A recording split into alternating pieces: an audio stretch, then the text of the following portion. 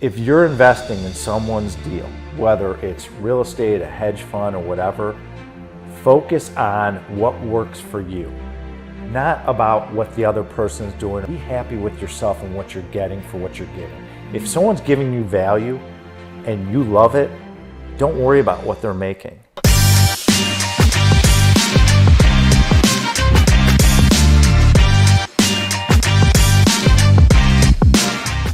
Hey, welcome back to the Strategic Life Podcast. I'm Jake Havron, and today's guest is a CRE mogul. If you don't know what that is, commercial real estate.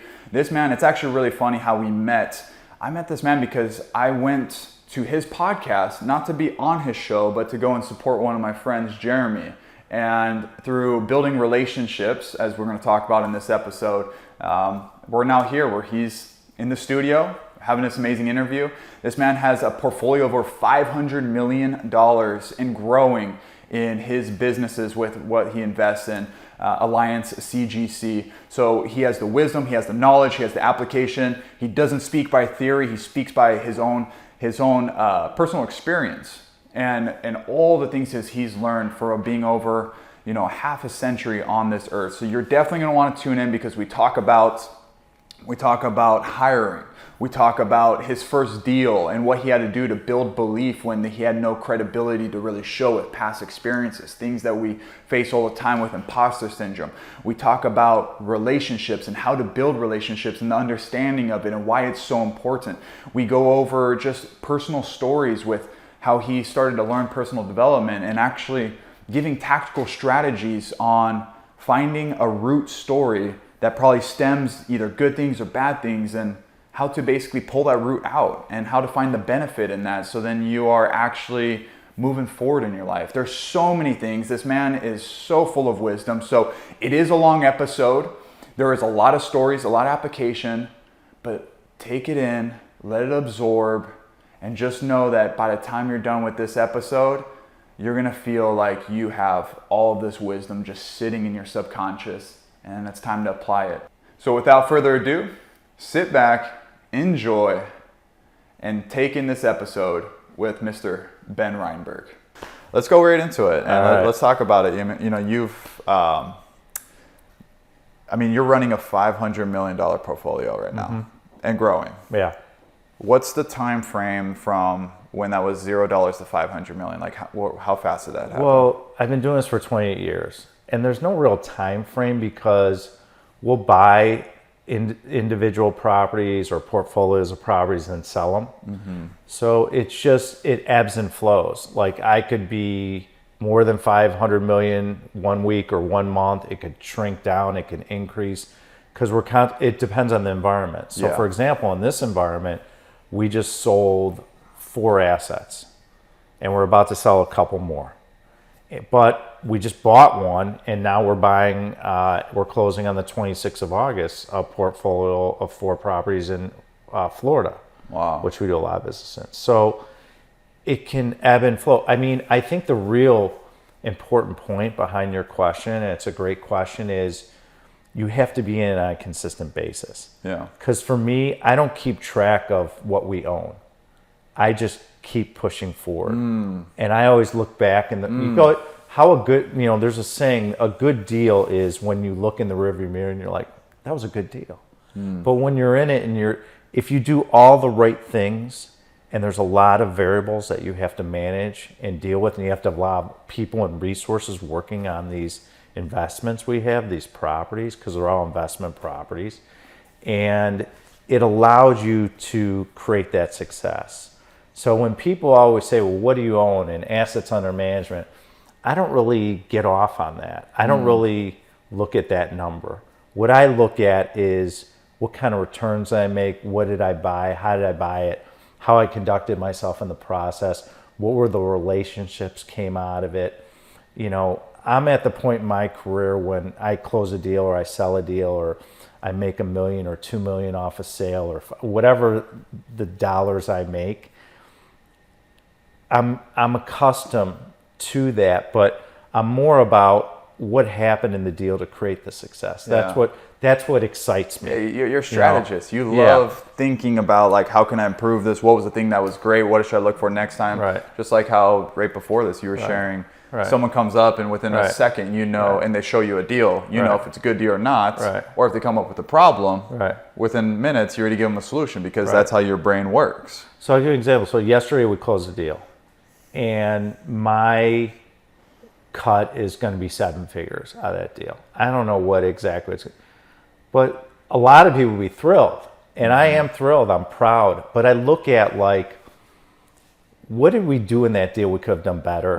Like, what were some of the nuances I don't want to go down again the road? I start reflecting on instead of looking at the success that was created, which is great and I respect it, and it's great for my investors because they're going to see their statements and how great a return it is. Yeah. But I look at the nuances. What did I learn from that deal? What did I not like? What could I get better? What were some of the things that maybe we didn't do well? Do you find that affects your mindset though? Like, do you find yourself being more pessimistic in the sense, or No, looking at I find myself, no, because other people give me. So you accept the good. I stuff. accept like, the good. You still I accept it, accept but the your good, mind is looking for it. And I have enough confidence and self-love in myself that I'm good. That's good. That's great. And I continue to work on myself. That's how I balance it. I look at the negative, I look at the positive, and I become balanced in my own mind. You know, the balance is an interesting word because there's no such thing as work-life balance. Yeah. However, there is balance in the universe with my mind. I'm looking at the negative, I'm looking at the positive.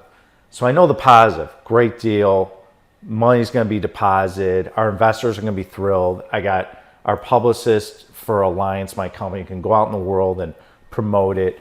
I can now promote it on my personal brand, which we're going to start doing, which is great, which is really weird for me because like to show off returns and stuff. That's not how you grew up. That's not how I grew up, but it has to be done. Yeah. And so people are kind of pushing me into that water. And one of our marketing guys goes, "Oh, you have to talk about that." Like that was the first thing he said to me. And so I look at things and I look at the deals and I say, okay, what did we do great? What did we do better? What did I not like in the deal that was maybe affecting my mind throughout the years that we owned it? I think this one we owned for like 6 years. So it just ebbs and flows, and you have to balance yourself. And our business is a really challenging business. It's you have to have capital.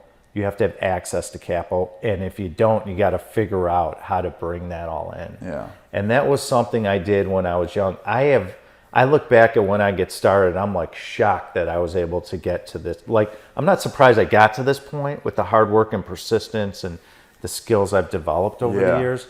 But I realized that there's qualities and variables that took place to get to that point. And I feel our business is a very complicated, sophisticated business. We look at ourselves here and we look at residential down here. It's not that we're looking down on them. Right. It's a different sophistication. It's complicated.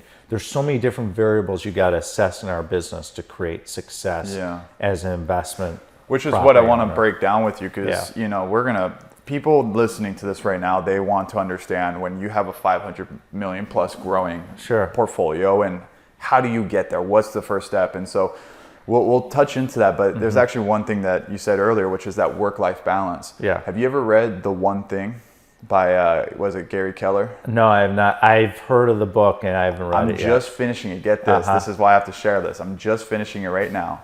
And Gary Keller in there talks about, God, I'm 99.9% sure it's Keller.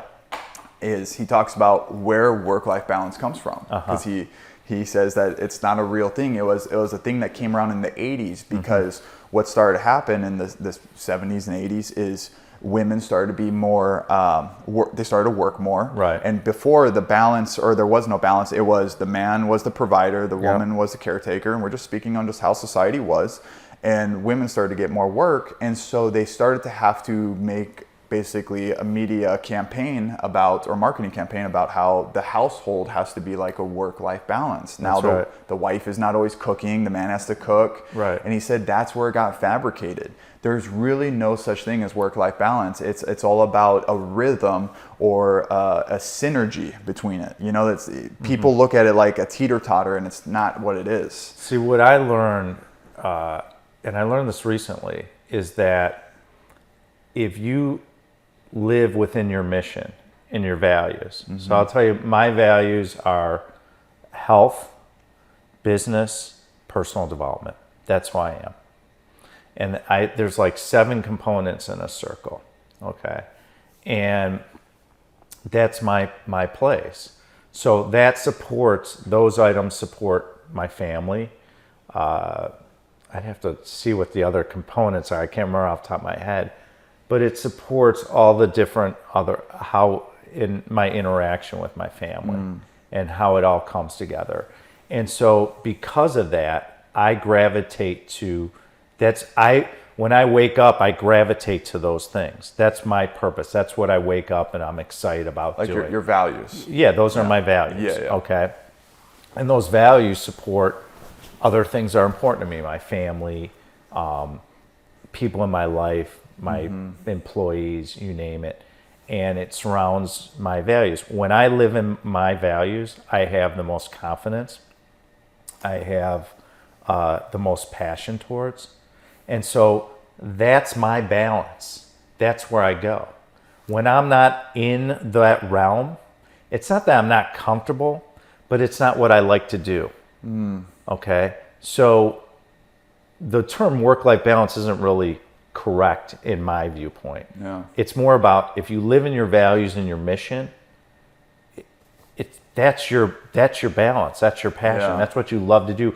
And by the way, that's what keeps you healthy and your mind healthy. And it helps prevent diseases, and it helps prevents chaos in your life. Yeah. So negative is good and positive is good, but you have to understand the benefits of what happens. So I went back, and one of my mentors talks about root experiences. And I went back and started documenting all the root experiences that I could really recall and what I was wearing. I went back in that time, and it was about an issue or a challenge I had. And so I had a challenge when I was in college that I was driving a friend of mine from Florida to the airport, and he had a bag of weed in his car.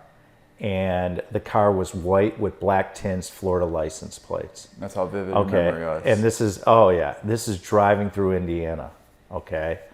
And it was a little bit different back in the 90s and late 80s. And so I'm driving the car, and I'm driving back to the airport, and we used to wear these like pajama pants that were pretty well known back in the day. They're like sweatpants, but they're like patterned. Well, why aren't you wearing them today, man? I don't have them. I need them. Come on. I need to find them. I can't even remember the brand. That's how long ago it was. So I was wearing that, and I had like a leather jacket on, and the car smells like weed. This is way before like cannabis. Yeah. Okay, this is like stems and sticks and stuff, and so. We were smoking in the car, and he was driving. He was a year younger than me. He was in my fraternity, and I drop him off at the airport. And so I get in the car because my job was bring the car back to the fraternity, and we were going to leave if there was winter break. Cop pulls me over, okay, and like I didn't realize he had a bag in the car underneath his seat. Somehow the bag rolls out when I get stopped. I have no idea it's there. Cop pulls me out, handcuffs me. I am in Martinsville, Indiana. It's the home of the KKK, okay? I am literally in a prison cell, okay, as a young man and freaking out, okay? I call a friend of mine, and his name was Jeff, and I go, Jeff. He goes, where are you? Like, we have to go back to Chicago. Like, we're supposed to leave in a couple hours. I go, I am literally at a payphone in jail, and I need you to come bail me out. They came bail me out. My roommate from college lived in the suburb next to me. And I just remember I had to tell my parents what happened and like the shame and the guilt that went on. So the reason why I bring up the story and the root experience is I went back to that moment.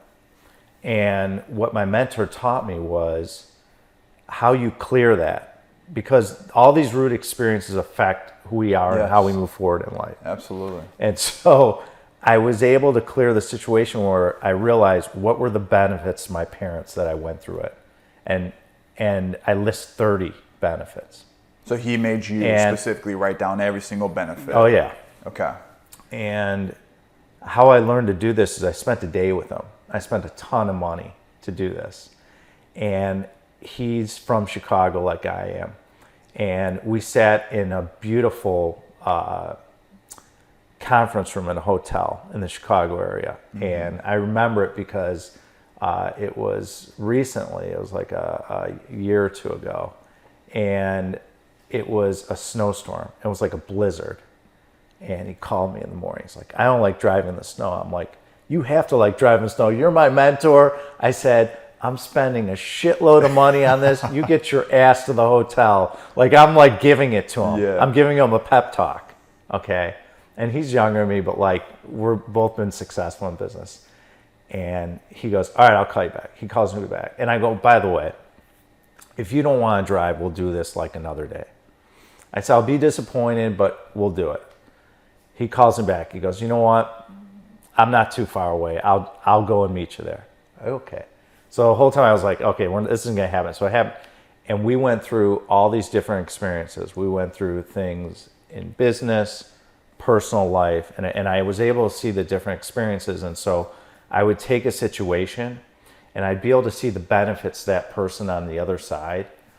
And it allowed me where I was like, wow, because of this person was able to get this, and like hundreds of examples. And it allowed me to start clearing things. And as I started clearing things, I became even better and stronger and more poised. And it's been a big help. And I do it. I've learned a lot. Personal development has been a big part of my life. Yeah. I've learned about where to create energy because I love to work out. I've learned about how to treat my mind and how to deal with situations, how to breathe. Mm-hmm. I've learned about how to balance chaos in my life. I'm very particular about who I bring into my life. Right. If I don't see something that's right, then I just, I hate to use the word cancel because it's such a horrible word. Minimize. I remove it. Yeah, I remove it. I remove it. And it's not that person is a bad person. It just doesn't align with my values and who I am and my purpose and my mission. Yeah. And so I've learned that there's more, personal life comes into your business life. And I realize if I don't work on myself as a person, I can't be the business person that I know I am. I know I was born to be a billionaire. I know that. I know it hasn't been deposited in my bank account yet, but I know that's who I am as a person. So I looked at it and I was like, well, what's the benefits of being a billionaire? So I can accept it when it happens. So I started looking at things and I said, okay, well, how do I deal with situations? So every situation I'm in right now, I could look at it and balance myself and know that the universe is, there's a saying, whenever there's a challenger, there's a supporter. So if you were upset with me and you were challenging me, there's someone in the universe where someone else is supporting me simultaneously. And I know that. So if someone criticizes me, I know someone is also supporting me. Yeah. So I look at that person, they're criticizing me, I'm looking at them, I'm like, whatever, you can think Well, the beautiful thing about that too is when you're on your level, and there's people listening that are pretty personally developed, it's actually not even just there's one and there's the other. Most times if you have one criticizer, you have 100 supporters. Especially when you're really like living in your alignment, right? It's like, people, and it's the same thing on social media. And you're probably going to start to see this as your brand grows, but probably not as much because you are pretty brand aligned. But whenever you have some sort of brand around business and big type of money, there's always the trolls. Yeah. But you get 100 great comments, and then one comment is the negative one, and you focus on that. But then you forget that 99 of them were great, right? So it kind of just makes me think of that where it's like, for you in particular, you got one bad, criticizer. I'm sure you got way more supporters in that proportion, right? It's like a 10x. But I want to go back to the root thing, because I like to deconstruct these things. And Sure. you're a wealth of wisdom. Like Sure. there's so much. So people listening want to experience this, and obviously it'd be best if you have someone guiding you and extracting the questions and such. But let's just think about, like, first of all, what was the process that, briefly, you don't have to give the whole details, but like that he did? What kind of questions was he asking, or your mentor was asking, to get to that root problem? Like, was he asking what was the most traumatic thing, or? Well, just, it was more about, he's able to dissect who I am, which is his special talent. Correct. Okay. And because of that, he would bring up a topic, or just from having a conversation, he would say, well, tell me about that. Everyone knows they can go back and say, where do you have guilt or shame? We're something that troubles you, okay? And I'm human and bleed just like everyone else. And so I can look back and look at experiences where maybe it bothered me, or I wasn't comfortable, or something I did wrong as a kid or as an adult that I'm not proud of. And that's what you do. Go back to that experience. Because everyone has different experiences. They come from different backgrounds. They're so influenced by when they were younger, because those are your growing years in your mind and your beliefs, your environment. So I suggest you go back to your environment. Go back to when you're young and look at your transitions and look at where you eventually are today, and go back slowly and just kind of think about it. And I think the key is to be in a room by yourself, quiet. Like some people meditate and stuff like that. Go back and visualize the moment you're in. And that's what he does for me and it's amazing. You can really, what were you wearing? How were you feeling? Okay, so he's guiding you, so he's putting you in the scene. Oh, yeah. Where it's first person. This is something I like to speak tactically. Yeah. When you're visualizing, you're seeing it through your eyes. You're not seeing it from above. So when he's saying, what are you wearing? You're actually looking down and seeing that shirt. You're seeing your hands, like the room. It's not seeing the big picture looking down. And that's what makes it real, right? Yeah, I see it all, and I start going back. You basically go back to that moment. Yes. And you go back to that moment, and it allows you to get clarity. And then you can start documenting that. And it's an interesting process for me. And so for me, it allowed me to realize how to get rid of chaos in life, how to solve problems, how to deal with things. And I could see it with people that work for me. I could see that they don't have that balance, and I can slowly, just from conversations, I give them a little glimpse of what they need to do to figure it out, to solve a problem or a challenge. Which is what any great leader should do. Yeah, and you have to. I think one of the things I've learned in leadership, and especially people that work for me, is that no one's ever going to outwork me that ever works for me. Never. Hopefully someone steps up and they just get rid of me and they're running the company. Yeah, but I know no one's ever going to outwork me. You know why? Because they don't have the same interests. They don't have the risk I do. They're not the one spending money. They're not the one taking the risk. So I realize that. So no one's going to outwork me. So that's one way I lead. And then also I know that I bring in great talented people that can make great decisions, and I empower them.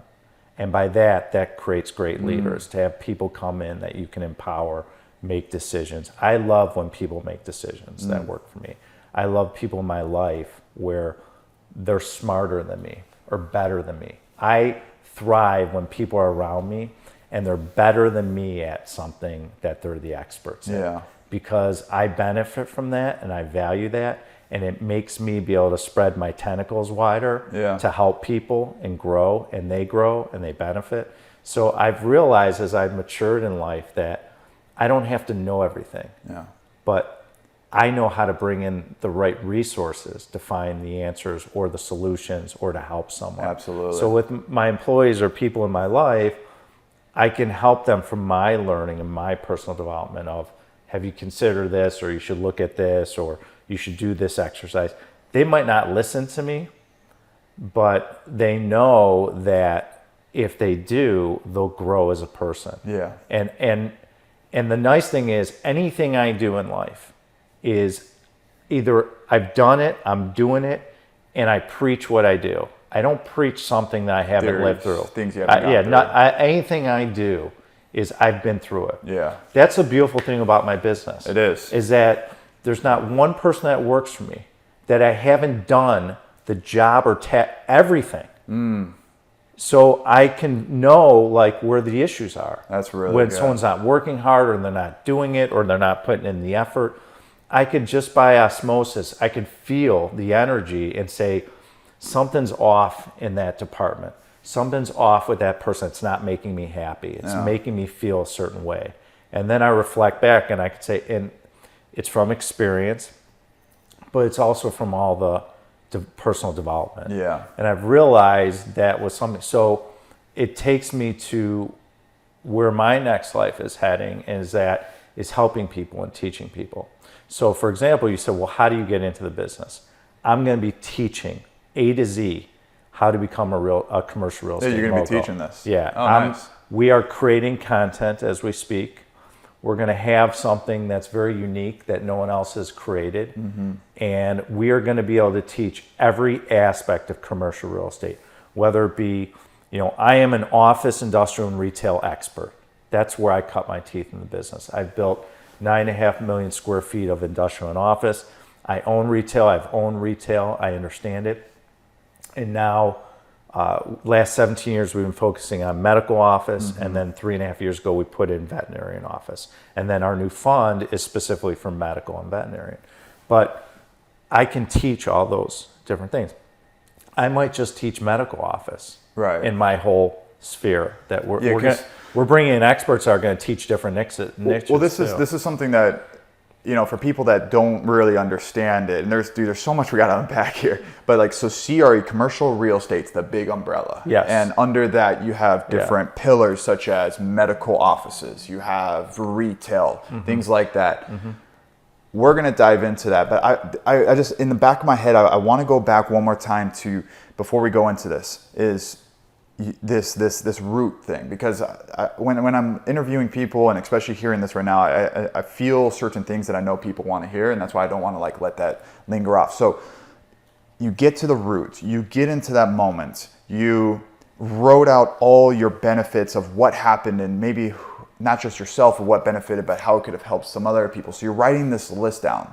Was there anything else that you did to help fulfill this process and feel good? What was the other tactical things you did? Once you wake up, you have an aha moment when you see it on paper. One thing that people don't do as much as I do is, in business and life, I carry a yellow pad of paper, a legal pad with me everywhere. Throughout my career, I've thrown them away. I used to be a hoarder, so to speak. I used to have file drawers in my office, and you'd see 50 or 100 stacked. And I would it was before technology was prevalent, and be able to put someone on your phone or all these things we do now. It allowed me to go back and I would flip. I'm like, what's that guy's number? Or what was the notes I wrote about that situation, whatever. And in this situation that we're talking about specifically, when I see it on paper, and the reason writing it down goes right into your mind. And it really allows you to reflect. And that moment, as I write down, I have the moment saying, I can accept this. There was a lot of benefits. Yeah, I wasn't happy with my behavior in that situation, but because I did this, all the benefits that person, or all the drawbacks that was to me, I can learn that. I can accept it. Because you know why? There were so many benefits to that person that happened, that I actually did him a favor.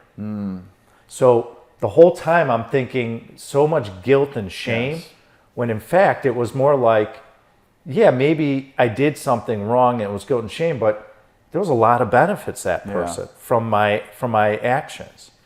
And that's to get to your point, that's how it's more self-realization, it's awareness. But this whole thing is based on awareness. The main thing is write down that big list and then constantly look that over and have those aha moments. That's the biggest thing people could do is write that down. Absolutely. I would say in anything in life, write down your feelings. Write down a situation. That's why journaling is so good. Journaling is great. Even I don't 2 do enough of minutes. it. That's my problem. Is I should do more of it. Because I think everyone says I would that. be well. It's because one, it would be so helpful for me. Yeah. And I think what I'm afraid of is I start journaling and I don't want people to see it. Yeah. You know, that's part of my fear. I get you on that. That's my problem.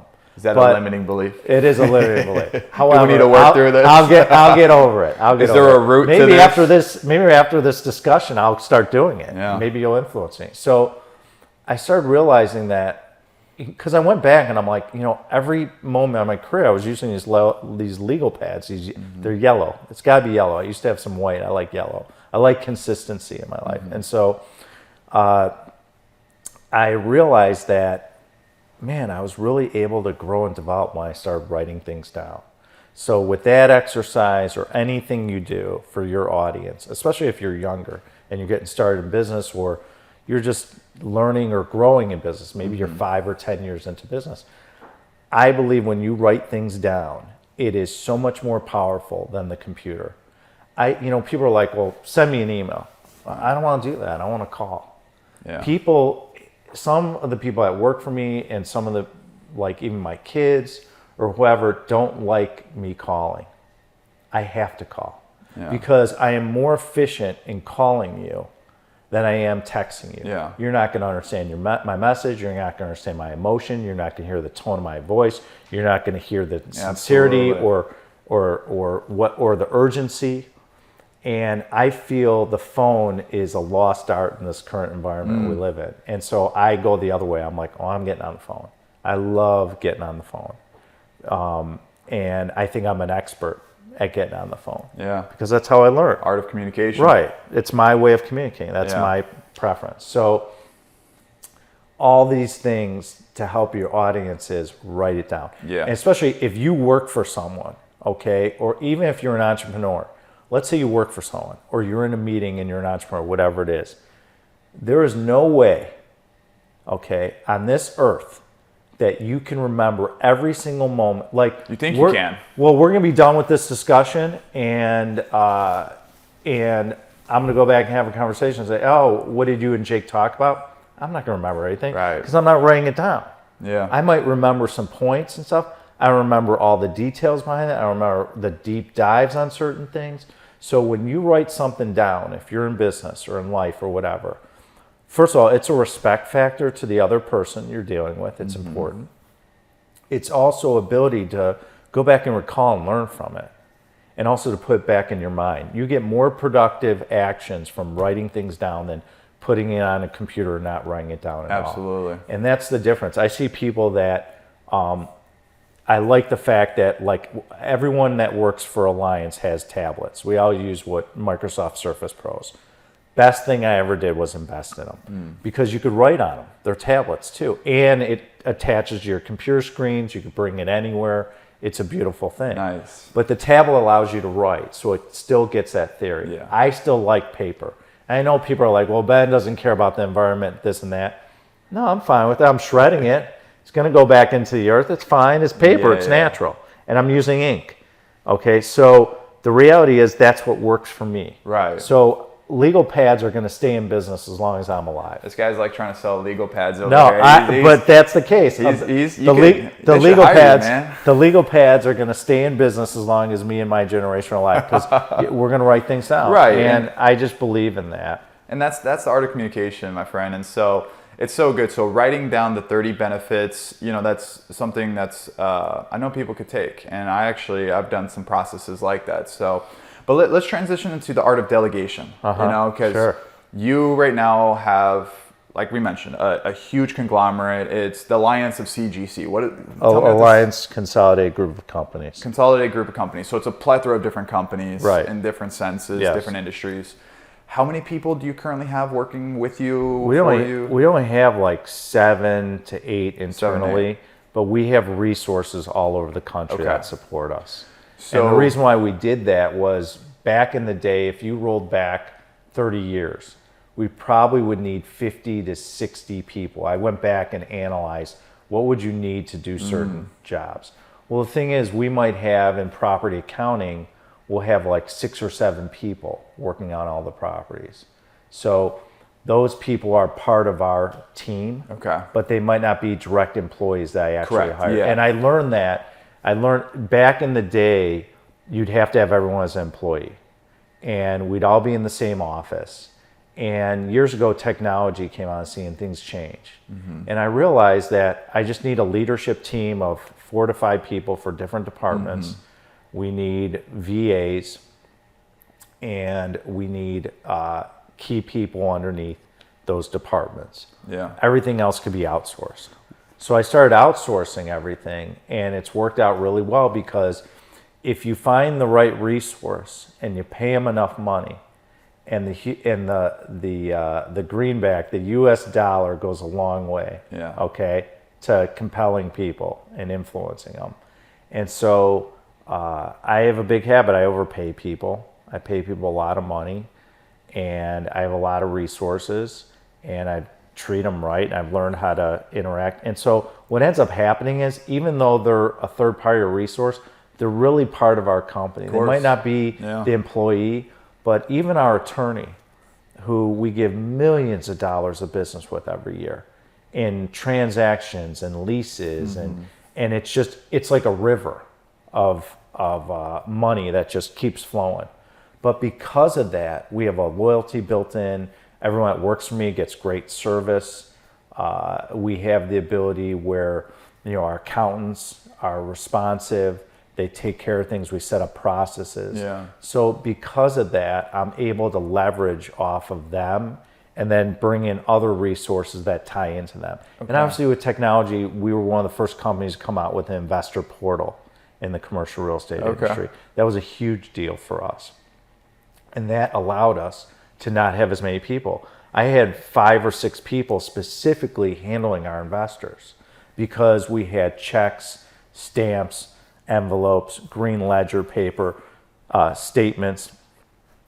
We used to have typewriters when I first started in the business. Then we became more computer oriented. And so back in the day, I had more employees, and I realized I didn't want so many employees. Right. I wanted to make it more efficient. Better. So I've always tried to pair it up. So not even today, I mean, if we listed all these outside resources we use for the personal brand in our business, there's a lot of people that are surrounding us that back in the day, they would have been employees. Now it's like, I only need 20 hours of this person's time. Correct. This person's going to be full-time. This person can do this and that. So who was your first whole full-time hire? I had even a if it's way kid. back? Okay. I had a young kid who was out of college, and I don't know if he was my first one, but he was one of my favorite employees. Okay. And I still think about him. I still touch base with him, and because he taught me lessons, and he taught lessons of what a good employee, what creates success as a young guy. Okay, so I won't get into names.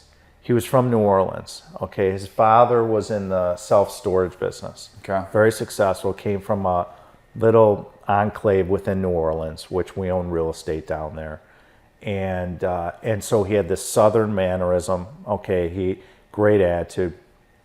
He went to college in the Midwestern South. He went to the University of Kentucky, and we put an ad in, and this is like 20 years ago this happened, and so he applied, and he actually picked up the phone and called me, and he said, Ben, I saw it was an acquisitions analyst position, I think it was, and he had all the requirements, great kid, a little quiet, and so he called me. He's like, I'm going to be in Chicago tomorrow because that's where our headquarters were at the time.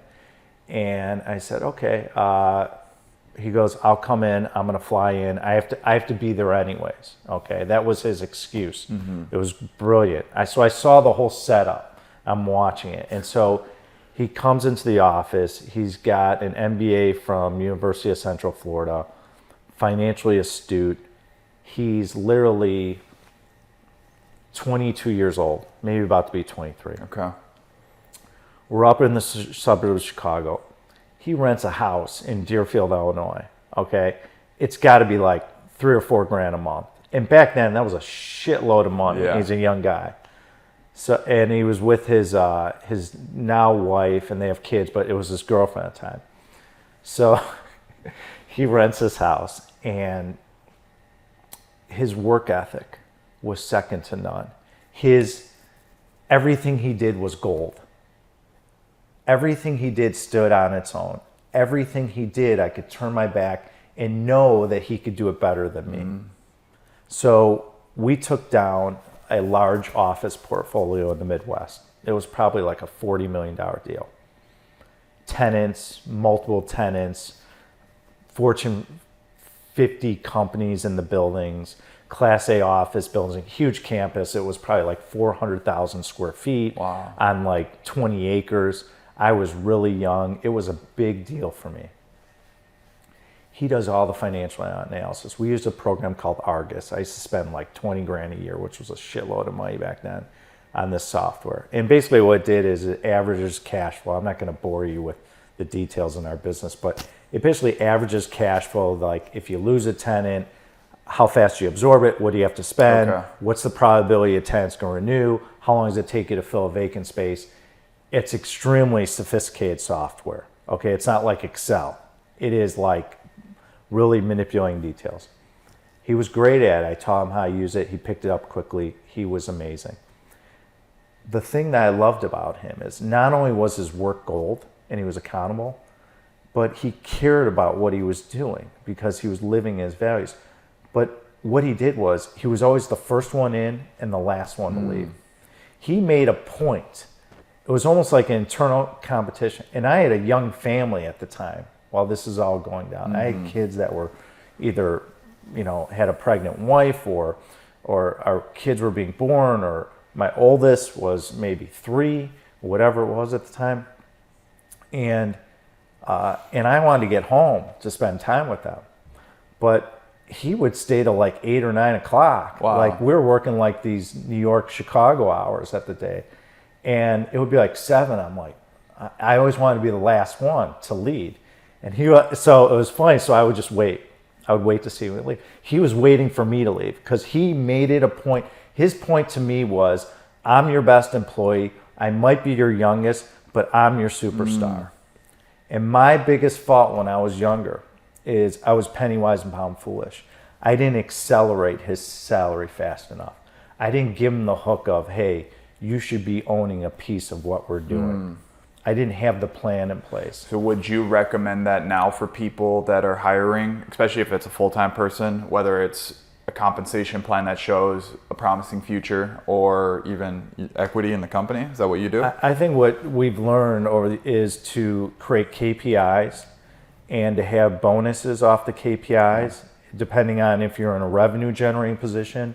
The hardest thing I've learned, and we're figuring out, is if you're an operations person, how do you bonus them? That's actually really good. So, let's touch up on that. How would you incentivize someone? There's different things. You create KPIs for the operation. It used to be people in operations that worked for me, and even recent, like it was more on emotion. Showed up, did their job, whatever. All right, I'm giving them 50 grand, 30 grand, whatever. Right.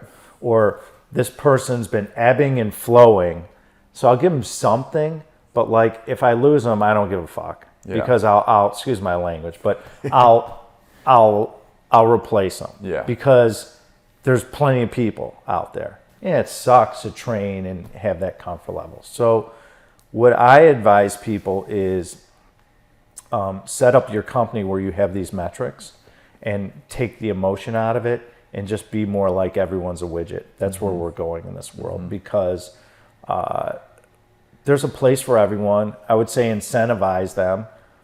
It's hard to find employees in this market, and the pandemic has helped that, unfortunately. Yeah. And at the end of the day is that everyone has different needs and purposes and passions. And so whatever your niche is, whatever company you have or industry, so for me, it's commercial real estate. If I have someone working, I want them to be living in their highest values that work for me. I want them to shine. I want them their own autonomy. So corporate culture is really important to me, and we're constantly working on that, how to improve, what the little things you do. So my suggestion is that anyone that has a business is create it where people are working in their highest values. Hire those type of people. Hire people that fit, pay them well, treat them well, give them flexibility because they will perform. So we started something recently where I don't have a vacation policy. I don't say how long you have to go. I don't have to. And the reason why is because when you do that, what I've learned is people don't take as much vacation because they're happy. And if they need it, take it. There's no shame. You need a week, 2 weeks, whatever you need, but take it when it's strategic and be mindful because you want to perform. So if in your mind you have to perform, you don't have to worry about people taking time off. They'll take it off when they need it, right? Mm-hmm. But if you give them flexibility enough where they can do things during the day but also perform, then you don't have to micromanage. Yeah. And that's something I've learned. You know, when I was younger, I used to micromanage because I was taking so much risk at a young age. Yeah. So I was like, fuck, this person's doing their job. They're not respecting me. I can't do this. And I'd get upset about it when I was younger and aggravated. And I couldn't figure out how to deal with it. And then all of a sudden I woke up and I said, well, what are some of the processes we could do so I'm not micromanaging, so I don't get upset? So I think when you're younger... what did you do for that? Because there's a lot of micromanagers, even if they hire a video editor, they're looking at every single thing. Yeah. What was the mindset shift? What I had to do is I had to start trusting people more, which I didn't when I was younger. So I did that. How did you trust them more? I just had to let go. I had to trust myself. I had to say, look, you're good enough to do what you're doing. If you teach these people and train them better, they'll be fine. They're not going to be like you, but you know everything, Ben, so why don't you teach them how to fish and let them fish, compensate them, and then take a step back and say, okay, did it work or not work? Now, does everything work out? No. Do employees change, their life changes where like you might have a woman that works for you and then they have kids and they're like, well, I don't want to work anymore. You can't prevent that. Yeah. But if you could put yourself in the situation where you have people that are accountable and that fit the company culture, and you know, there's like a chart that says fit and performance. And so if you could look at the X and Y axis and say, do they fit? They're not in the bullseye. You don't want people in the bullseye, but you want people that maybe are in the upper tier, you know, maybe they perform, but they're not a good fit. Maybe you can move them up there. So there's different things you look at. And I realized that everyone has a different role and different purposes, different lives. And so as I matured in business, I matured in life, I was able to take a step back and say, I'm going to start trusting people more. I'm going to establish processes where I'm going to know if they perform. And if they don't perform, they're out. And that's their problem, right? What you're saying, it's KPIs or performance, whatever you measure. And what gets measured gets created. And so I've learned that. And I've spent a lot of money to learn that. I've brought a lot of people in. I've listened to a lot of people. I've read a lot. I've talked to a lot of my mentors in the business saying, how do you do it, et cetera. Yeah. And every day I try to improve on that. Every day I try to improve the culture. Every day I want to hear from I allow my employees to get personal with me. People are like, well, don't allow employees to bring their shit to the office or have those. I go the other way. Right. I want to know more about the person. Why? Because personal flows into business. I want to know what they like to drink. I want to know, do they drink coffee or tea? I want to know, do they drink at night?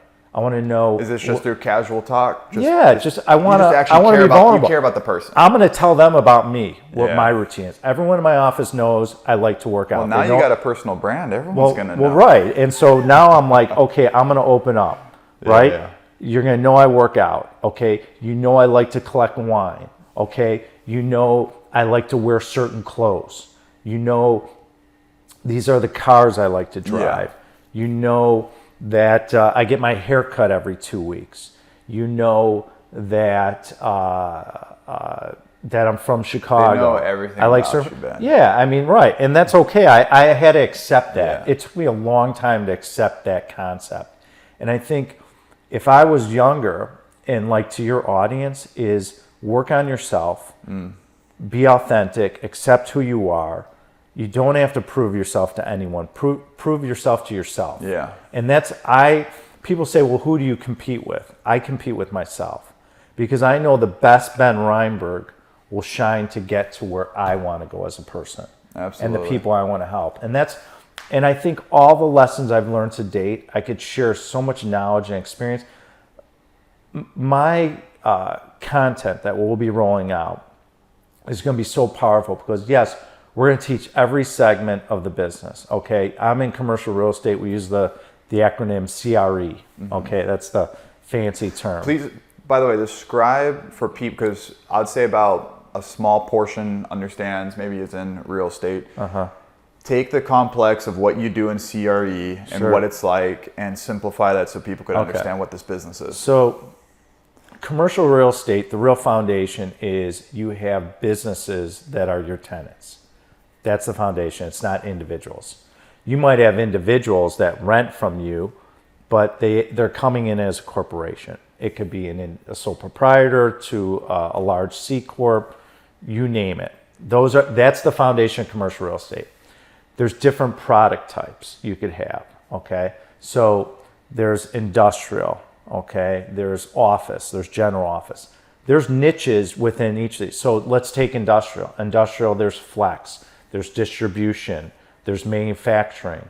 There's different areas of the country to look at. There's different criteria for the different buildings in the different areas, depending on, and there's all these variables that impact it around the world of how productive that property will be and that tenant will be. So there's office, industrial, there's retail. Retail could be different. You could have a single tenant net lease Wendy's restaurant or In-N-Out Burger to a shopping center, a mall, a lifestyle center, like here in Los Angeles in the Grove, which is a lifestyle center. You pull right up to the door and get out, you got all this abundance, and it's outdoor malls. So there's all different types of retail. I love medical office. It's one of our niches. That's a segment of office. Office has class A, B, and D. There's single story, there's high rise, there's flex, there's you name it. So there's different categories. So when we teach it, we'll be teaching those three categories. Hotels is part of commercial real estate. And those are corporations that own them, operate them, and they have individuals that are staying there. There's multifamily, which is part of commercial. That's part of commercial? Yes, multifamily, commercial properties, anything over, I think it's 5 units I think it's 5 units is a multifamily property. And so that's commercial. So someone that's in multifamily, they might acquire a 350 unit building and that's individuals renting, but that's a part of commercial real estate. So we'll be explaining how that works too. And so there's self-storage is another niche. Why commercial real estate though? People hear, this was me for the longest time, to be honest, until recently. I hear real estate and I'm like, not understanding how there's so many sectors, and I hear people say commercial real estate's the way, like single family homes are the way, or whatever it is. What's your pitch on why people should look at commercial real estate? I think it's the best asset class in the world. Why is that? Because it produces wealth. And I'm in the business of wealth building. That's how you getting rich is one thing, becoming wealthy is another. That's what my goal was when I was in my 20s. I want to be wealthy. I don't care about being rich. And what makes it wealthy compared to what other people say? Is it continues over generations. So you're saying that no matter what, there's rich still is like I could have a couple $100 million in the bank and I'm rich, but I'm not wealthy. I'm not producing generational wealth. And is that because business and commerce continues to go? So if you have these medical practices, if Ben Reinberg falls off the face of the earth, it keeps building. Okay. That's the objective. So what about people on the other side that say, well, people are always going to need houses? Yeah. I mean, there's wealth there too. I agree. Look, there's nothing wrong with owning houses and fixing them and flipping them and all that stuff. It's great. If you want to rent houses and build a huge portfolio, I'm selfish. I like commercial real estate. It's how I grew up in the business. It's in the business world. It's what I'm passionate about. So I have a bias towards it. I've owned houses and rented them and fixed them up as a hobby and done all that. And I think the difference for me, to explain to your audience, is I look at how to maximize my time. The dollars are bigger in commercial real estate. The profits are bigger. The risk profile is a little bit different. My tenants are businesses, okay? It doesn't get personal at times. Sometimes that's it will. what I heard. And that's Yes. a difference. It was one of the things I didn't like about multifamily. I could have taken down some large multifamily deals and become a multifamily icon. But I grew up in Chicago. There was a lot of competition in that business. And I said, I want to do something different. So I got into office and industrial and retail. That was what I wanted to focus on. So for me, I want businesses paying.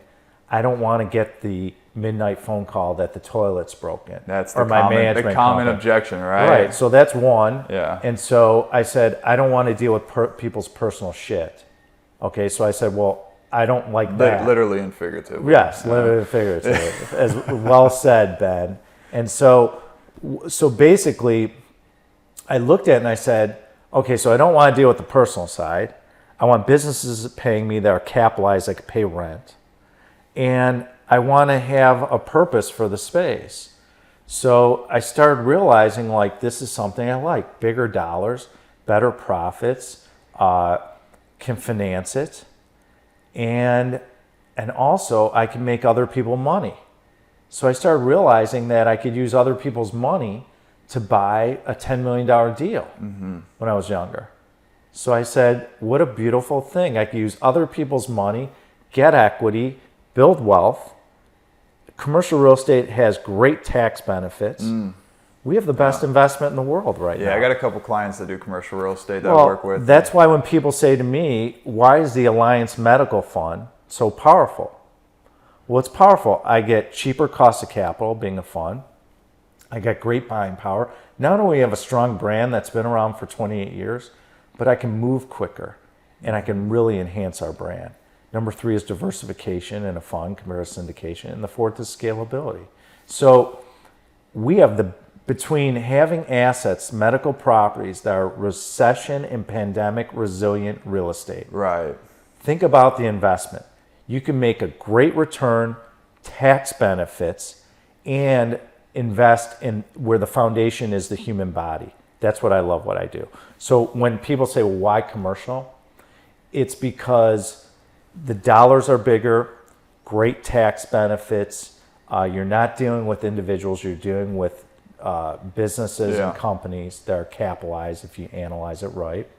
And it was something to me that I looked at all the variables and said, this is better for me than going and buying a house. Now, I have a lot of colleagues and a lot of younger guys that I follow and I look at, and I think it's great.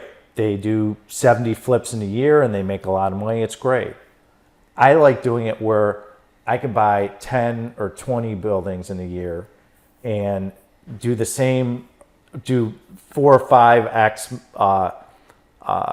dollar-wise and profits compared to the same energy and time I have to spend on those 70 flips. So I look at my time. I figure out how to maximize my time. My time as a 52-year-old man is worth millions. So you're 52? Yeah. So it's what people probably watching on YouTube right now. They're like, this guy's like in his 30s. No, I'm not in my 30s. Look at the gray hair. Look at that. He's you're married, right? Look at the He's bags. Married, all right, ladies. Look at the bags under my eyes. But the point is that you get to a point where in our business, like I said, the third on your back, third on your feet, third on your stomach. You get to a point where the experience really accelerates your growth. Share that again, by the way, for the people that being on the back feet. Someone taught me an icon in our business. I said, how does this business work? And he said, Ben, here's how it's going to be. You're going to spend the first third career on your back, your second third on your feet, and the last third on your stomach. And when you get on your stomach, you're really going to accelerate your growth. And I've been there for a while. Because you're like swimming through things. You're swimming through things. You can get through variables. You can move quicker. You're more nimble. You can react faster.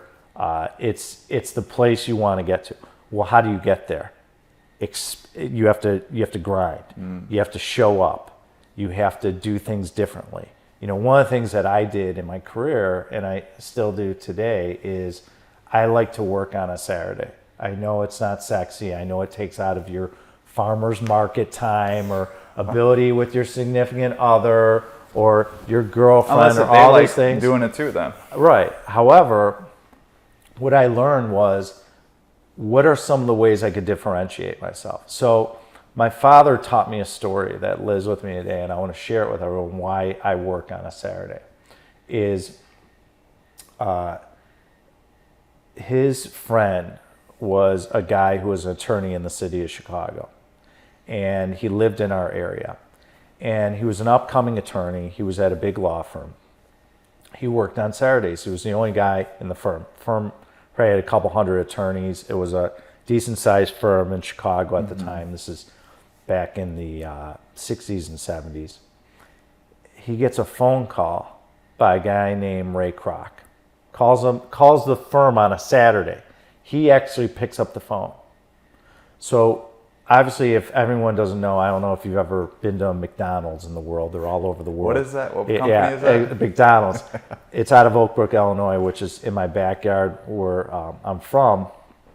Ray started McDonald's, and you could watch that movie, whatever it's called. Founder. Yeah, the founder. Yeah. And he grew it. And so he called my dad's friend. He was younger. He was maybe in his 30s at the time, upcoming partner. And that guy landed McDonald's as his account. What ended up happening, that attorney became the CEO of McDonald's. No. And his name is Jack Reinberg. Wow. And what so a story. Jack ran that company and grew it, and they became who they are. There's a lot of people that had an impact on McDonald's growth. He was definitely one of them. And so I take his story specifically and say, what happens on a Saturday?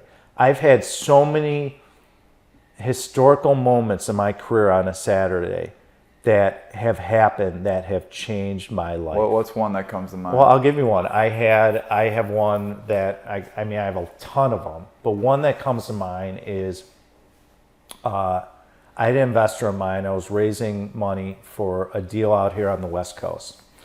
And it was about a $4 million equity raise. And back in the day, I used to do a lot of my own raising equity because I never trusted that anyone could do it as fast as me, do it as well.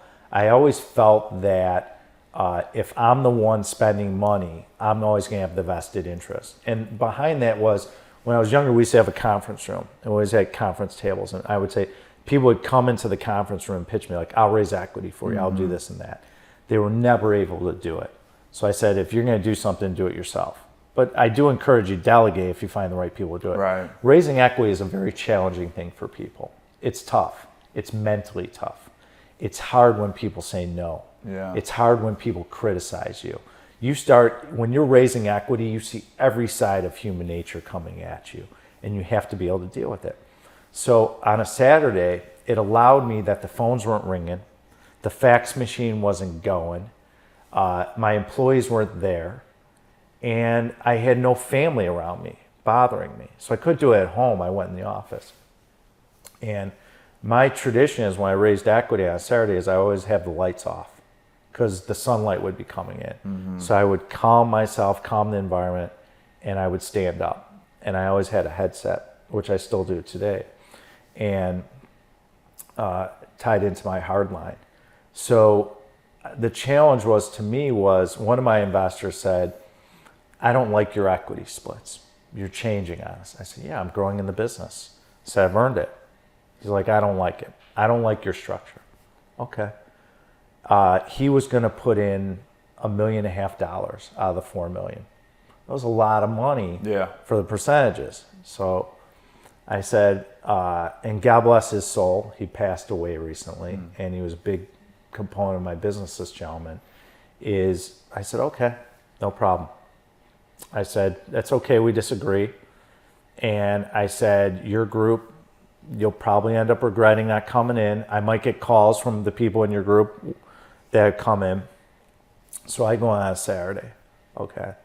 And all I could think about is, I am going to raise this $4 million. That's my mind. If you want to talk about how speaking out loud in your mind is so important, when you can tell yourself, Ben, I'm going to raise $4 million on a Saturday, and you go do it, it has such a rippling effect. That's one of thousands of things I've done on a Saturday. So I go into the office, the lights are off. It's in Bannockburn, Illinois, where our office was. We just moved out of that office, and I remember it like it was yesterday. And I literally took 4.5 hours, and I picked up the phone. I sent a text to everyone, hundreds of investors. Okay, I'm in the office. I have to talk to you about this deal. Great preferred return, great story. Let me share it with you. And I just start dialing. And no one's there, fine, next guy. No one's there, like a boiler room, just humping the phone. And just like determined, like I am doing this. I'm not gonna let go. I'm not leaving this office if I have to fucking sleep here. That's my attitude. If I have to sleep in this office, I'll do it. Yeah. Okay, that's my mind. And so I get my first million. Okay, I'm like an hour in. I'm getting real fired up. I'm like, this is good. I'm like, this is a good story. This is a good deal. People are gravitating to it. All of a sudden, another million, another $500,000. Boom. Now I'm at 3 million. Okay, this is the tough part, the last part. So I got to really figure out, okay. So I get to 4 million. I call up one of the ladies that works for me. I go, I got 4 million. She goes, wow. And I go, okay, we got to start papering all this. So sent it, everyone gets in, they sign their subscription agreements. The Monday I get back in the office, the people of this guy's group find out that he turned down this deal. They heard about it, okay? They call me Monday and Tuesday saying, can we get into so-and-so? I'm not going to name the deal because I don't want to label anything. So I said, Joe, I said, Joe or Mary, sorry, we sold out. Wait a minute, I thought you just opened it. I said, yeah, we offered it to you as a courtesy for your loyalty. You didn't know I was working on a Saturday, guys. But because I worked on a Saturday, I was able to get it done. Wow. It was a quick due diligence period. So I felt comfortable that the money I was spending was aligning with the money I was raising, because that's the mentality. You're like, I don't want to be 50, 60 grand out as a young man, 100 grand in due diligence. I want to make sure we have the money raised and everything else. I ended up closing the deal. We sold it, huge returns, made millions for our investors. And I go back to that story. Yeah. And that's your root story. Right. And the thing is, the gentleman that recently passed away, I taught him, he's 25 years older than me. And he might even be more, 26 or 27. And what ended up happening was I explained to him, I said, it's not about looking in other people's pocket. It's about what makes you happy and your risk profile. And that was a big lesson for him to learn. I said, if I can justify my value to you and you're happy with the return and the risk and your profit, you should never look in my pocket. I think where investors go wrong, okay, that invest in other people's sponsors' deals, is they're so concerned about the sponsor's cut instead of looking at what's my risk, what am I going to make, what's the opportunity, what's the privilege. So every deal that you come in, Alliance, it's a privilege to invest with us. It's just the truth. We have a long track record. We have wonderful people that care about it. We have 200 plus years of leadership experience. So at the end of the day, if it doesn't fit you, it's fine. But if you're investing in someone's deal, whether it's real estate, a hedge fund, or whatever, focus on what works for you, not about what the other person's doing or the jealousy. Everyone's jealous of someone like me, but I didn't become wealthy overnight. I didn't become Ben Reinberg or who I am today overnight. I've had a grind for 20 years. I'm still going through it. I'm still growing. I'm still learning. I'm still generating revenue. I'm still making other people money. It's just a little bit different. It's easier for me now because I got a lot of gray matter between my ears. And so At the end of the day, don't look at someone else's pocket. Be happy with yourself and what you're getting for what you're giving. If someone's giving you value and you love it, don't worry about what they're making. And someone taught me that a while ago. So for example, I have all these resources, and Linda's here. She could see the money we spend on all our third-party resources. She probably sees like, holy cow, I can't Shout out to Linda. Yeah, big shout out to her, because she sees all the finances going out the door. And so, but when you look at it, we say, well, what's the value? Like her and I collaborate, and we're saying, well, what's the value? Linda's your assistant, correct? Yes. Okay. And so we say, what is the value that we're getting out of this specific person or company that we're working with? So, yeah, I might negotiate to say, hey, we feel the value is a little bit less and we should be paying this, but I also don't get penny wise and pound foolish, because I look at what can I get out of this? Yeah. More relationships, different resources. Oh, so good. It's more than just a direct transaction. So, for example, when I have a mentor and he's not producing revenue for me, but what is he doing? So I have a lot of different mentors, okay? And, a lot of them aren't even as wildly successful as I am. However, they offer a different value I don't have, like how to deal with situations with my mind, how to influence people, how to communicate better. Whatever their niche is, how to become a better commercial real estate investor, how to manage employees better, whatever is happening, they might not have that immediate impact that they're generating, but down the road, they're doing things for me where introducing me to people, developing someone I could have a soundboard saying, hey, what do you think of this situation? Yeah. So at the end of the day, I look at those things and I say, that's where I invest in. That's so good. Invest in people or things that provide you value that you're comfortable with. Don't worry about what they're making. If I looked at my mentors and I wrote a guy a check for say $100,000 or $200,000, okay? I have one consultant I'm paying $200,000 right now, okay? But I look at his experience and his value and everything else for him to get to his point in career that he can give me all this knowledge and value that can escalate me to a different area. Yeah. So with my personal brand, I'm spending all this money and I might not be seeing the revenue yet, but I know that it helps Alliance. It helps all the people at Alliance grow and grow financially and spiritually and everything else that comes with it. So I look at that investment. I might not see the direct correlation to revenue yet, but I know it's coming in different ancillary benefits and intangibles and relationships. People do not understand how powerful relationships are. When you're in my seat and you're raising equity, or I have someone now that does that in our company, and I still do it today, is that relationships matter. I get a lot of deals from it. I get a lot of off-market deals. I get opportunities for resources.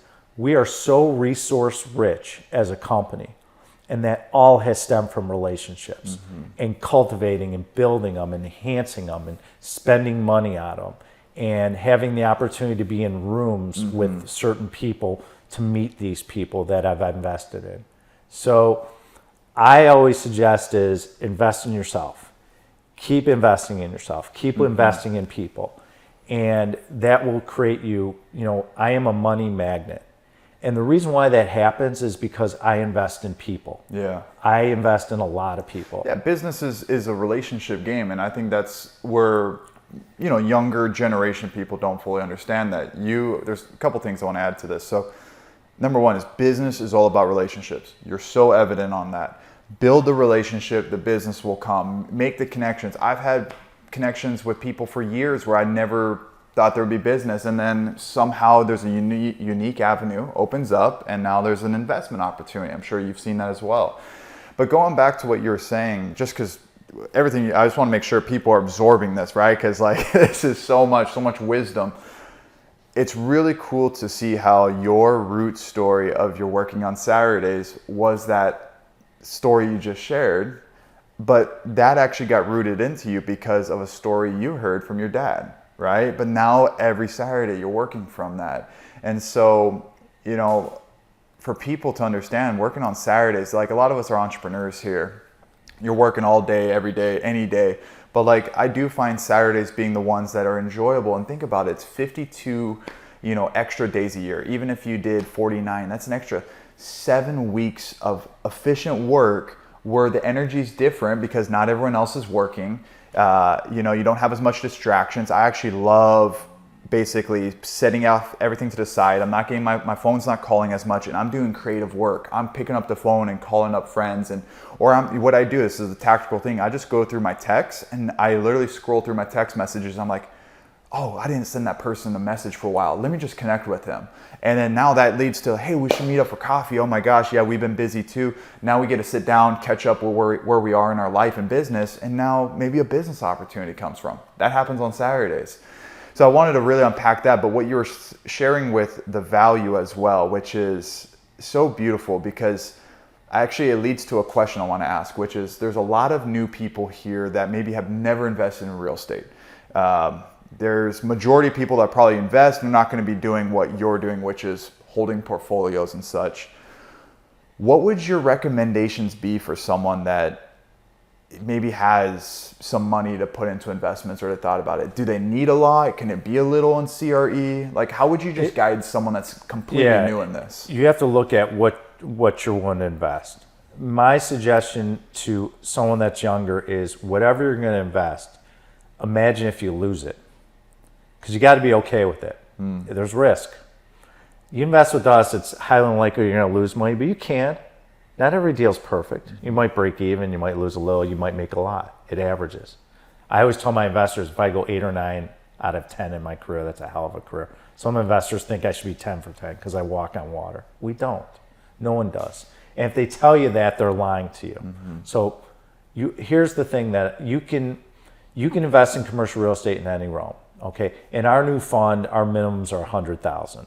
Okay, because we're diversifying you over 25 or 30 properties. So you're putting in money over time. It's a call fund.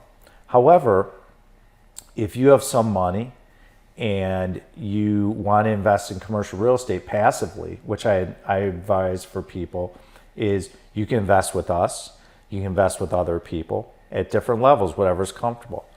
But don't forget, think about if you lose that money, your whole principal, can you afford to do that? Yeah. That's when you should be investing.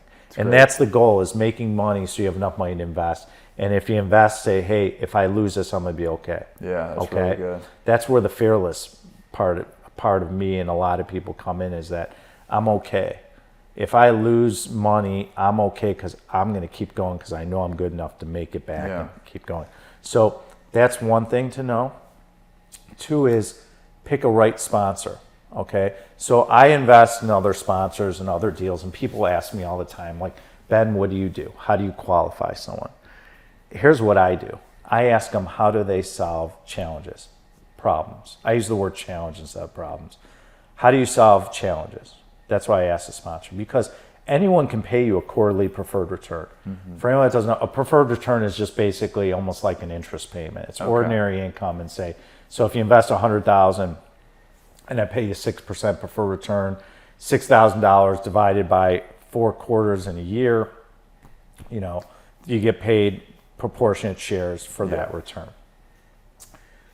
And what I would suggest is that when you're speaking with a sponsor, ask them, where did things go wrong in your deals and how did you solve them? And you're technically a sponsor, correct? Yeah, I'm in those shoes. Okay. Right? The reason why people invest in our funds and Alliance and our deals is because there's not many better companies or people that can solve challenges and problems like my staff and us. We have a lot of experience. We know what steps we need to do to avert a lot of the risk and the problems. Now, things go wrong outside of our purview. So, for example, we had a pandemic that we're just coming out of. And that pandemic was interesting. We collected rents during the pandemic in medical properties. That's the beautiful thing. What do we do? But if you're in multifamily and some of the municipalities out in the United States basically changed their eviction laws. Yeah. So now all of a sudden your cash flow gets affected. Cash flow gets affected. Your investor returns get affected. Mortgage payments. Bad deals happen, or struggles, or challenges. So how do you deal with that? So there are challenges out in the world that affect investments, third-party forces. What we do at Alliance is we mitigate those third-party forces by the stuff that we invest in. But there's other sponsors that invest in different things, whether it's commercial real estate or I invested in a really cool tech company. Okay, I put a lot of money last year. I think I'm going to make a lot of money with it. I know nothing about this company. I don't understand it. I see it. I've talked to experts about it. I've brought in resources to understand it. But what I know is the people that are sponsoring it and how they solve challenges. Which is relationships. Yes, Understanding people. and their track record and what they do and who's involved in their board.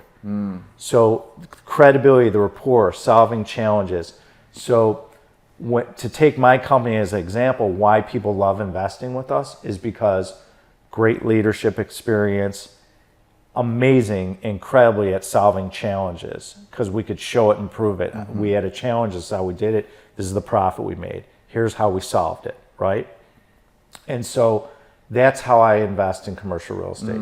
I invest in people, and I invest in experience, and I invest in what is the product type that is commensurate to the risk and return I'm looking for.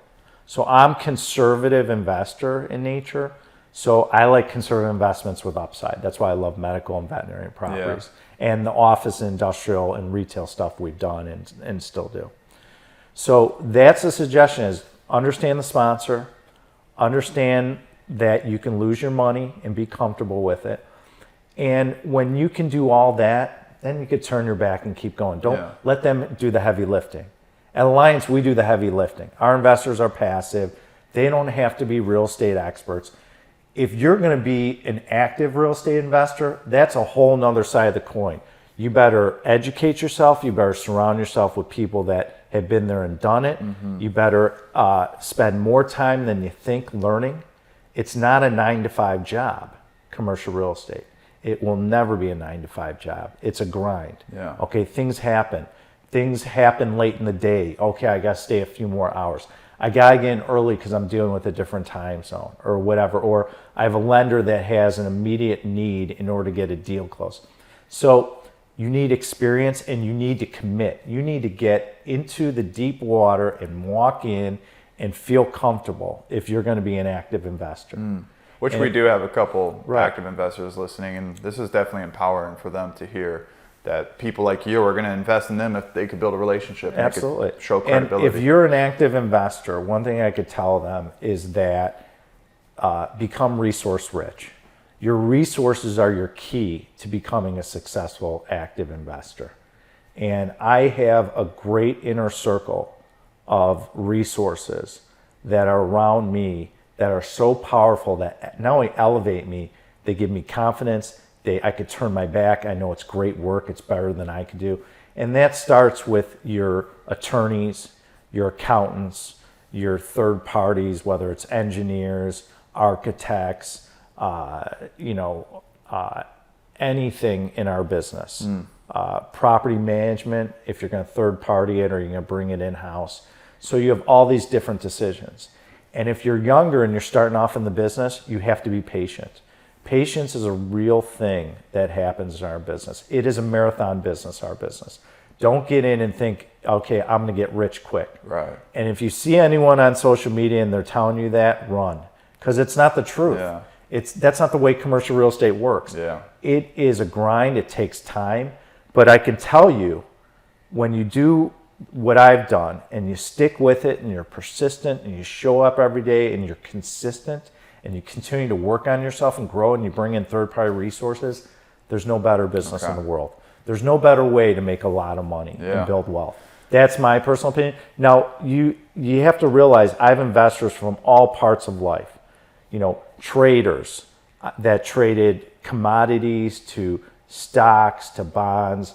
I have people that ran huge Fortune 25 companies, CEOs. I have people that built businesses from the ground up and are worth hundreds of millions of dollars. They're icons in what they do. But they don't understand commercial real estate. That's why they invest with me.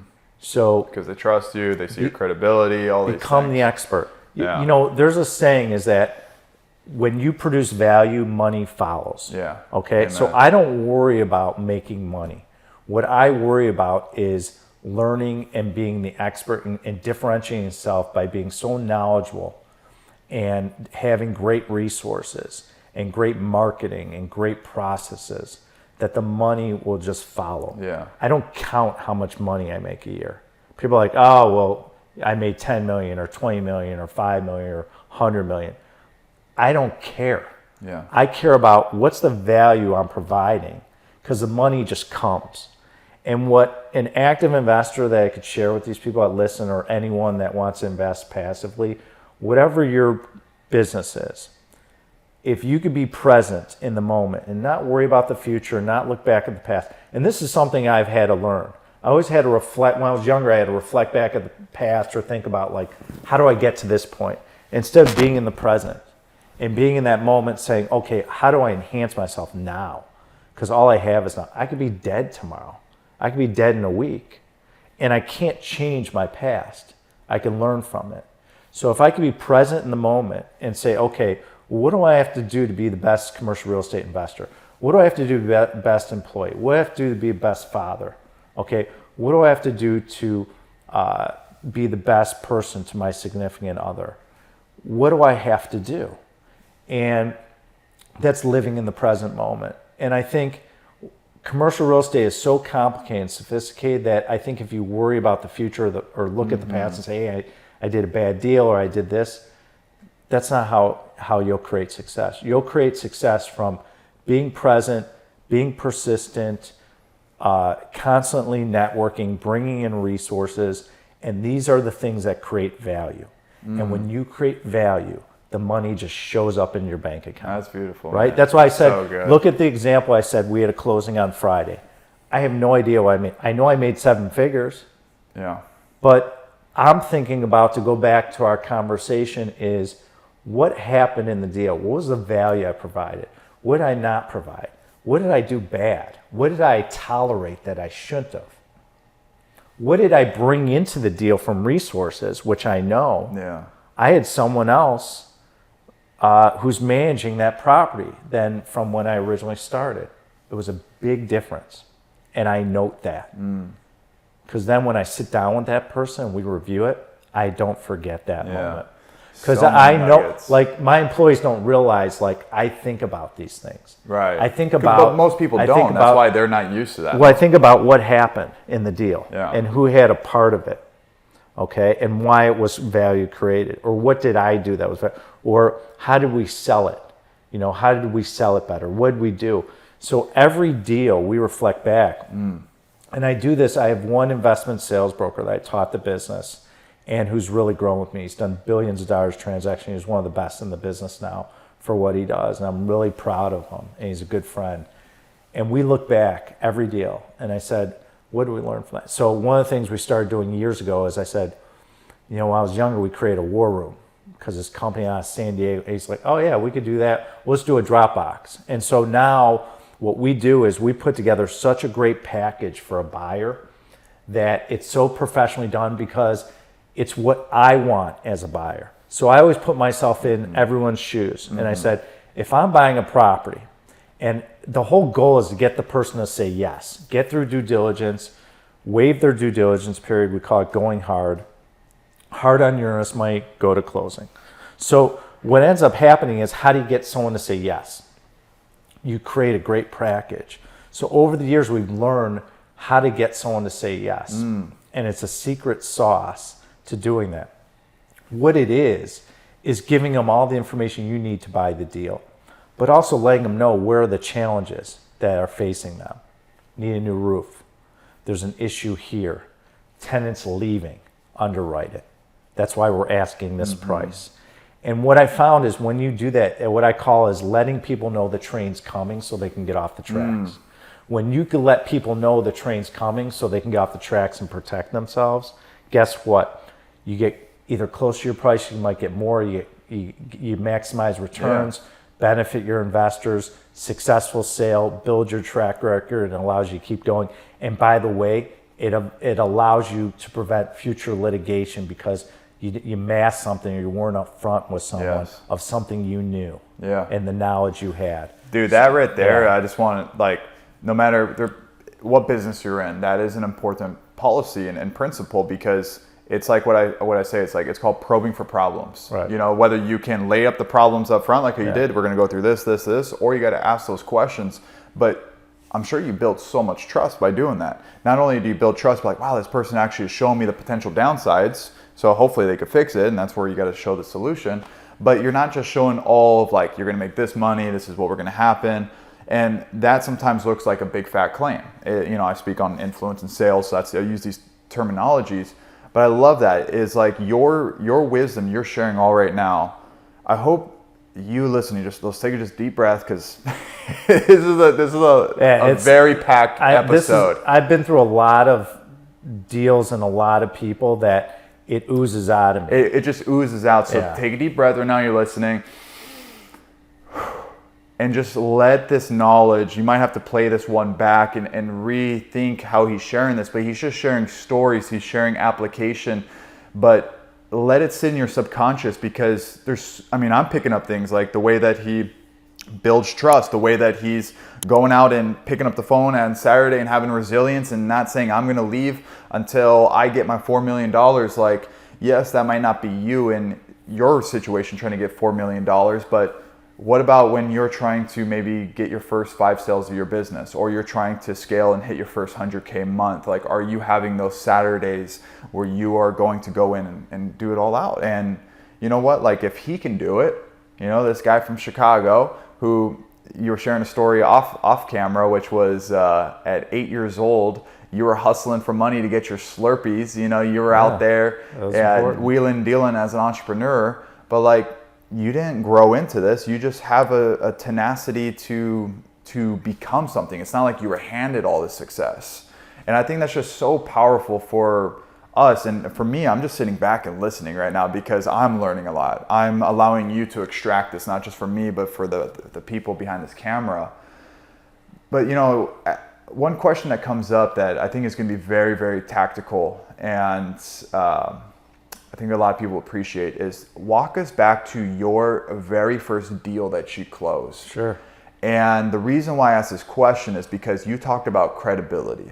And a lot of people face imposter syndrome. They face, well, I don't have all these deals to show them, or the testimonials, or the transformations I created. What was your first deal, and how did you bring belief to someone to give you money when maybe you didn't have any experience before? Before I explain it, I want to give everyone a concept. Yeah, because I please. think it's really important, especially when I was younger.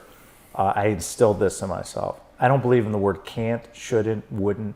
I don't believe in contractions, especially the word can't. Can't to me is an evil I keep word. that out too, yeah. Okay? Yeah. You'll never hear that of my kids. Even saying, I can't wait to see you, I cut that out. Like, so a lot of people say, Yeah. I can't wait to see you, can't wait, it's Yeah. gonna be so fun. Don't say that. You'll never hear out of my 3 kids those words, because I instilled it in them, because I never wanted them to believe they couldn't do something. And that's why I empower people. I don't believe in the word can't.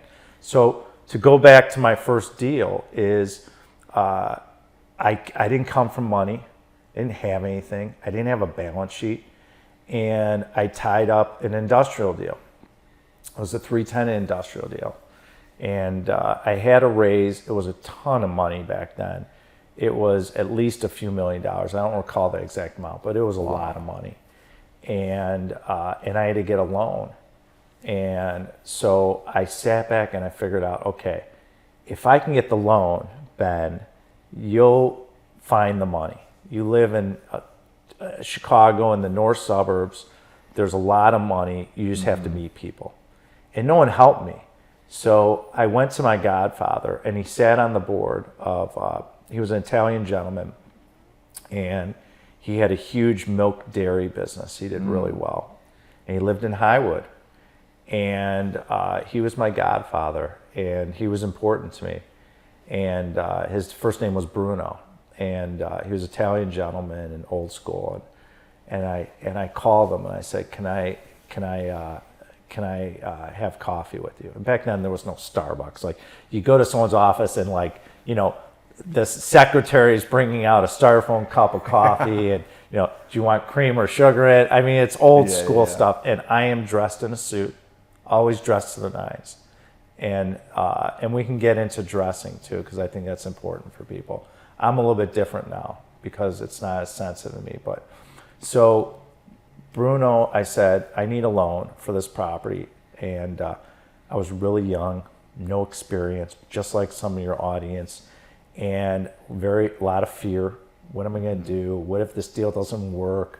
Are my parents going to look at me like you're an idiot? Why would you try that? Or friends, go get a job. Because failure wasn't really acceptable back then. It was like, if you fail, you're not in the right position or right niche, go do something else. You want to be a real estate investor, it doesn't work, go be a CPA then because you have an accounting degree and background. Go be an insurance guy. That's the thought process. So I had to change my mindset and my culture because it wasn't acceptable back then like it is now. So I don't believe in the word can't. And somehow, some way I got a loan. God bless God. I have no idea how it happened, but I got it. Okay, I packaged it well. I ran numbers. I explained the downside, and I gave a good presentation to Bruno Were and you his colleagues. Preparing multiple days before? Did you Yeah, I prepped. I was ready. I knew everything about the deal. I knew Okay. everything about the market. I was the expert. I knew as a young man, how I have to overcome my shortcomings is I have to be an expert in what I'm pitching. Right there, man. You got to know everything. your stuff. Right? Because my competency is going to create value and rapport. And I learned this at a young age. If I do this now, I'm going to have the ability to be able to achieve what I want to do. And so hold that story real quick. My competency is what's going to perceive and create the value. If you feel like you don't have the track record yet, this is the story of my life too. Go learn every single thing about the business, the deal, the objections. Basically understand, this is something I tell people, is write down all the objections that could come up and then write all the answers you would give. But be so competent, as you said, that perceived value for the person, and hey, you got the loan. So good. So I get the loan, and he calls me. He says, "We're going to give you a loan." Okay, and it's like a great LTV, loan to value. It was like 80% of the purchase price was the loan. Wow. It was the first mortgage. Okay, I signed with recourse. I had no money, so I didn't really care because I was like, "Where are they going to come after me?" Now I don't sign with recourse. Everyone just want to let you know you might have to sign when you're younger. It's okay, because you'll figure it out if you have an issue. So I get the loan. I go out and I spend 2 or 3 weeks. I raise a few $1,000,000. I am hustling on shoe leather. Back then it was all shoe leather because you'd wear a suit, you had leather shoes, and you would drive or walk to go to meetings, and you'd sit in a conference room, and you might meet with 3 or 4 people in a day if you're lucky, and you really had to own your pitch and explain it and everything else. Or people would come to my office when I set up an office at the time. And long story short, I did it, and we closed. And then the next challenge happened, and I really learned. I said, okay, there's risk. I buy the deal. Remember, I signed on this 80 LTV with recourse. I got nothing. First week, 45% of the building, guy moves out in the middle of the night. It's a 310 industrial. Or it was a 210 industrial property. It eventually became a 3, and I'll explain that. So the guy moves out, I lose 45. Okay, well, that's going to impinge on, can I pay the mortgage? Which I still was able to because I underwrote it correctly. I couldn't pay my returns to my investors. Okay, this is my first deal. My track record's everything. People are betting on my expertise. So now I got a real challenge. I'm losing sleep. I don't have all the personal development Ben Reinberg has at 52 years old. I'm a young guy. Fear sets in. So now I got to manage that. Okay. So I learned how to deal with challenges when I was young. And so what I ended up doing is I found a great broker. I explained it to my investors. We had enough reserves to carry the property. It became a 3-tenant building, and I sold it for a 3x multiple. And what I did was I said, I want to learn how to sell a property.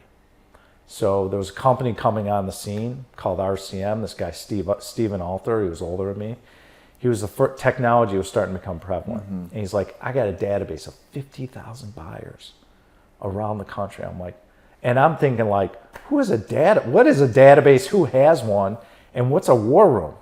It's basically like Dropbox or Citrix, one of these, it's file sharing system. No one I ever seen it. And so he had a file sharing system with this huge database. So we created an offering memorandum, photos, the whole thing, text. He helped me with it. And I fielded the calls.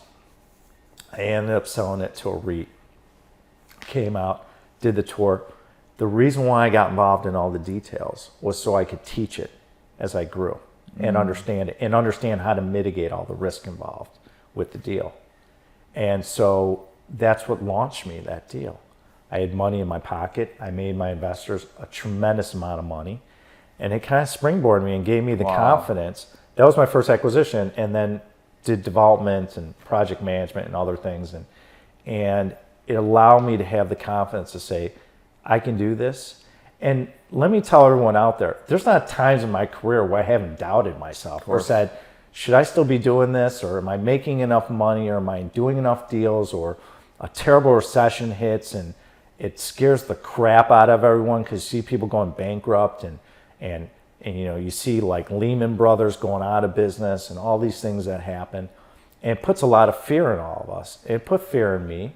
And so I also had to figure out, how do I deal with all the nuances? So I start doing things to be competitively advantaged, working longer hours, working on a Saturday, putting myself out there. Because I'm an introvert. That's who Ben Reinberg is an introvert. It doesn't look like it today on this interview. I'm an introvert. He's and letting it all out. I am, because I'm a different person, but generally speaking, I am an introvert in an extrovert world, in an extrovert position. I don't like going to seminars and conferences. For years, I hated going because I was so shy because that's how I grew up. I mean, that's how I was learning as a kid, is to keep your mouth shut, you know, or you know, listen and don't. And so as I started learning, I'm like, no, I want to speak up. I want to be that person. So it took me a while to get comfortable in certain situations. So I was at a disadvantage when I was younger. But I realized that if I could differentiate myself and overcompensate some of my challenges and my issues going on, then I could become a better business person, a better investor, and a better employer. And then, so that was my first deal.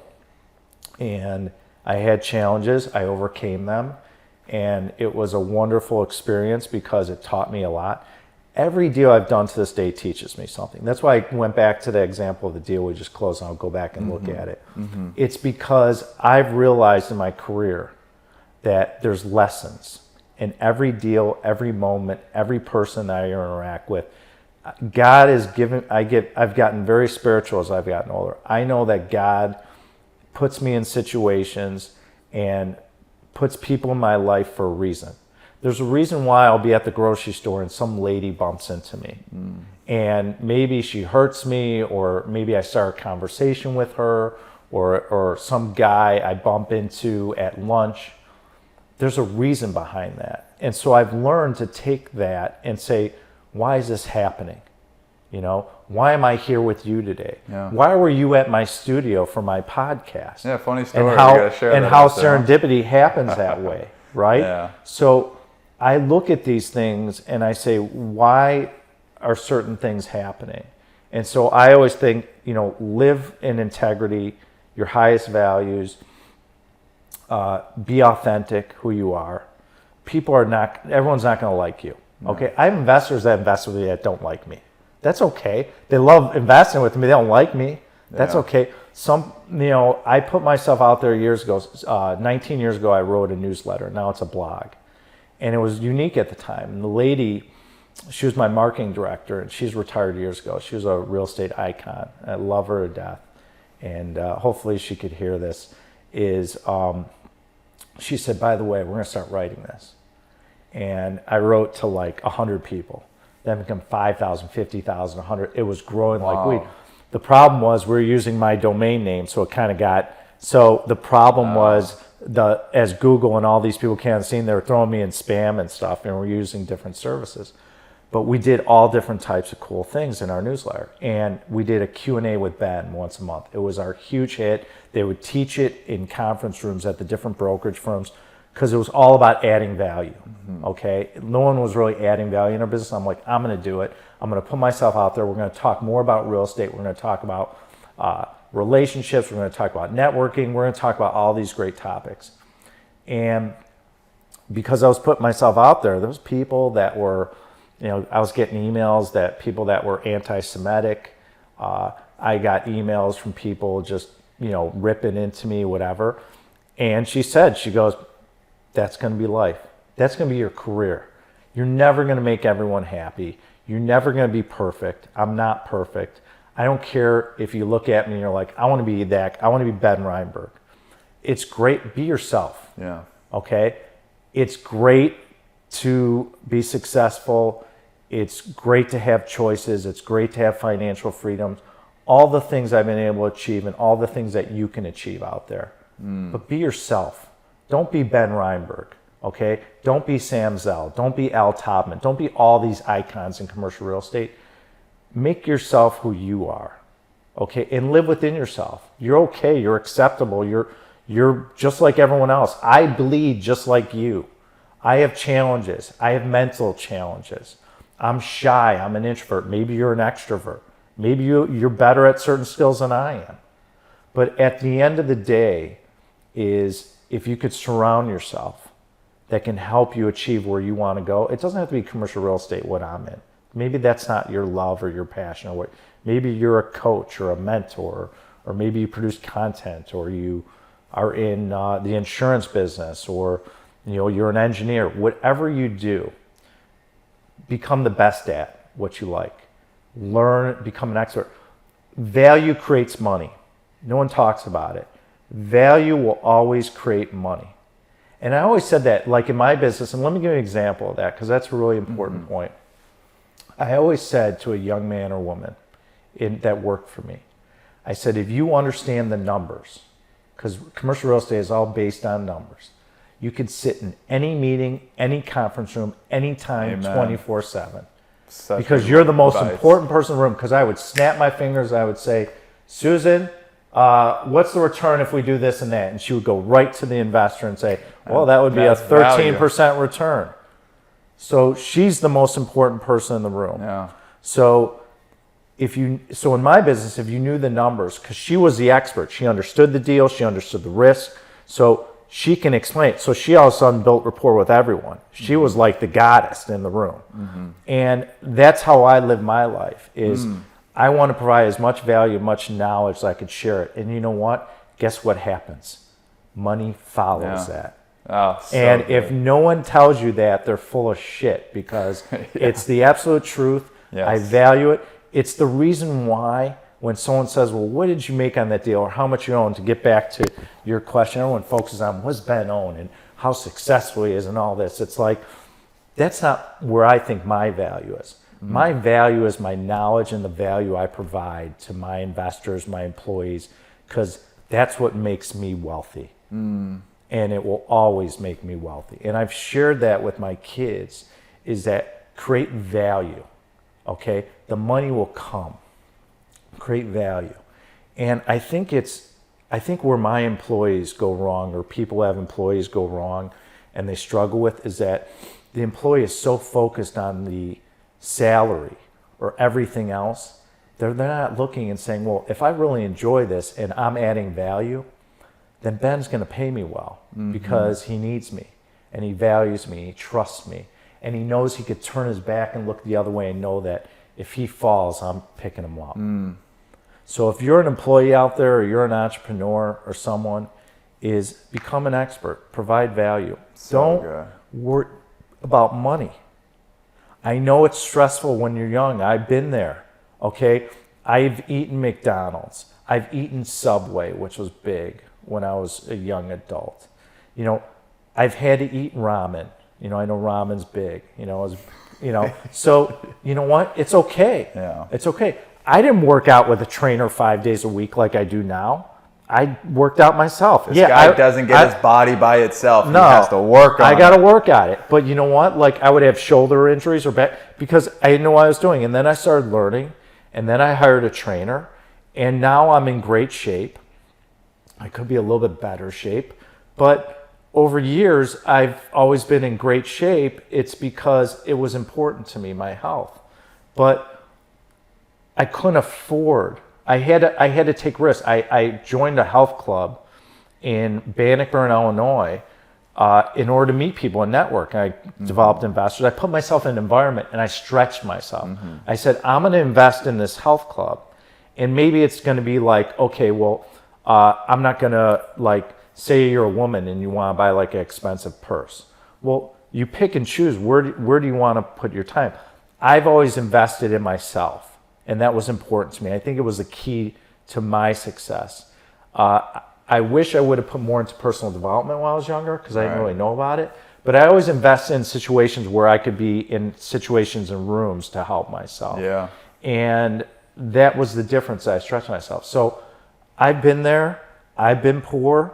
I've been in situations where I'm living paycheck to paycheck. I never had a paycheck. So I'm living lump sum to lump sum. Yeah. Okay, I got $5,000 in the bank. How long is this carrying me? Right? And so I never had a salary. And I still don't. I get paid for estate planning reasons, a salary. But I don't have a salary. And I've never had one. I never will. And so for that being said, I just want people to know that it's okay to be in the position you're at. It's understandable. I actually feel that if you grow up without wealth and a silver spoon, you're in a better situation to thrive because you're hungrier. And one thing people say, well, like, Ben, how do you get motivated every day? And I never lose my hunger. I never forget the day I started. I never forget that first deal we talked about. I never forget the challenge that it took me down the river to get to where I am today. And that's the thing. If you work hard and you're persistent and you do all these little things like I say, you'll have success. Where I think success isn't created is where people give up. They look at something that they fail at and they take a step back and they say, I'm not good enough. I can't do this. This guy, my friend, and everyone starts comparing themselves, which is the worst thing you can do. Don't compare yourself to others. I see so many people doing it. They're like, well, my friend's in this position and he or she is making 90,000 and I'm making 30,000. Something must be wrong with me. No, I don't know. Maybe in 2 years from now, you're making 300,000. It's because you're in a better situation with better growth and a better mentor or teacher. So don't compare yourself to others. That's the worst thing you could do. It affects your mind and it makes you feel inferior, and it's not healthy for you. Live within yourself. And I had to learn that as a young age. I was, growing up in Highland Park, Illinois, and with the wealth around me and I didn't have it, I was always jealous. It was tough for me as a kid because, you had people that had their own car, you had people wearing nicer clothes, you had people with jewelry. I didn't have that stuff. So I always felt inferior to that. And I realized as I got older, it's like, I'm just as good as these people. I'm even better. Yeah. And I look back and a lot of the people I went to high school with, I am more successful than them. That's usually how it works. Right. And so for me, I look at it and I'm like, you know what? If you grow up in a challenging environment, whether it was a rough neighborhood or you grew up in a wealthy area and you didn't have it, or whatever is your situation, use that as your fuel. Because that was my fuel was, I'm good enough and I'm going to work my ass off to show people that I am the best at what I do. I like it, man. And You're ripping it right now. And that hunger doesn't stop. People are like, well, you're successful. Like, why do you have to work so hard? Why do you work on a Saturday? Why? Because I appreciate and I'm grateful for all those moments I've had to go through. And I realized how valuable they were and what I learned. And I like to continue to learn. So if I have to do something late at night, or I have to wake up at the crack of dawn, or I have to skip something that's important because I want to do this and that. I do it because I don't forget those moments. I'm not grateful enough and lose that gratitude that I'm too good to do that, Ben. You're too good. You've grown. You're too good to do that. I never have that mindset. I'm not better than anyone else. I might outwork you. I might find better resources, but it's from experience. Yeah. But it doesn't mean you can't be that person too and grow and become that person and become the expert. And the lesson today that I want everyone to get is create value. Become an expert at whatever you do. I don't care if you're a garbage man, be the best garbage man you can be. I don't care if you're an actuary, be the best actuary. Whether you're in sports management, be the best, because when you do that and you focus, and it took me time to learn this. I didn't just pick this up. Is that as I've learned over the years is that the more expertise I get in a niche and what I do, I create value. And also I could solve challenges, I could avert risk, and because of that, money and investors start pouring in to that thought process. So create value. And if you do that, I could assure you, and you're persistent and you show up and you stay focused, and by the way, you're gonna fail. You are gonna fail, and know that you're gonna fail. You're gonna fail multiple times. I do every day. I make decisions. I look back. I'm like, Ben, that was a stupid ass decision. Why did we do that? That's okay. I learn from it and I move on. And you know what? When I get involved in a situation that's comparable, whatever, I can adjust and adapt or bring in the right people. Yeah. And those are these little things. And people are like, well, how does it happen? Right. Where do you learn it from? Right. Where's the book? Where's the magic wand or the crystal ball that gets me to this success? It takes time. It's hard work. It's perseverance. It's everything you creating just value. shared right there is really what it is. It's not, like people overthink it. They think it needs to be some big thing, but it's like find ways to be the best you can be. Like you said, create value no matter what you are. Be able to understand that your situation now is not what it could be in the future. You were this, average kid, or however you want to describe it, around this wealthy area. And now you're one of the top. Everything you've been saying there, that was a lot. All right. So listeners right now, I hope you're playing this on 1x speed, because, it's the type of thing you're just going to let it digest, right? You're going to try to take notes. You're going to try to really understand it. Just let it digest, because now it's in your subconscious mind. You're hearing this man's wisdom. He's been doing this for decades. You've been on this earth for over half a century. It's quite incredible to see, and we are definitely going long in this interview, but so worth it. I have a question that I like to ask each person is, what does creating your strategic life mean to you?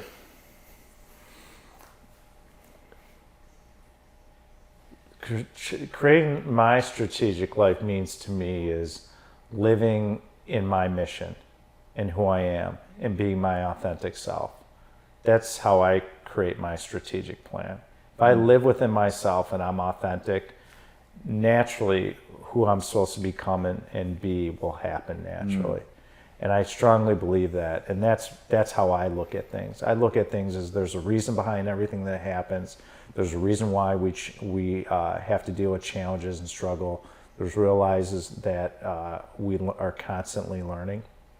And so what that means to me is being authentic, living within my mission. And one thing that I did that took me a long time is being grateful.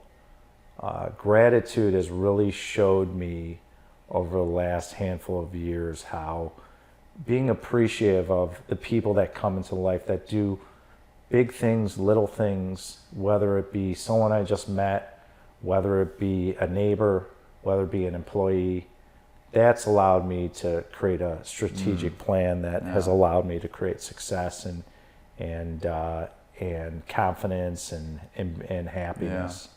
Well, you definitely are authentic, and I know people could feel that. You're genuine, you're raw, there's no script to who you are. Right. And that is strategic. That's ways to be able to provide that to people. Last question here, and we'll wrap up here, because it's been an amazing experience. It truly has been. I'm learning so much. I'm taking those mental notes just as much as listeners. Is there anything else that you you can think of, anything that maybe you wanted to share, one takeaway, one thing that the listeners, if out of all of this, so much they just, were exposed to, like one takeaway for them? Be yourself and don't explain or justify to anyone else who you are. If you like chocolate ice cream and your best friend likes vanilla, it's okay. It's okay. We're all different. Yes, we have the same organs and we breathe and we bleed and all these things, but we have different tastes.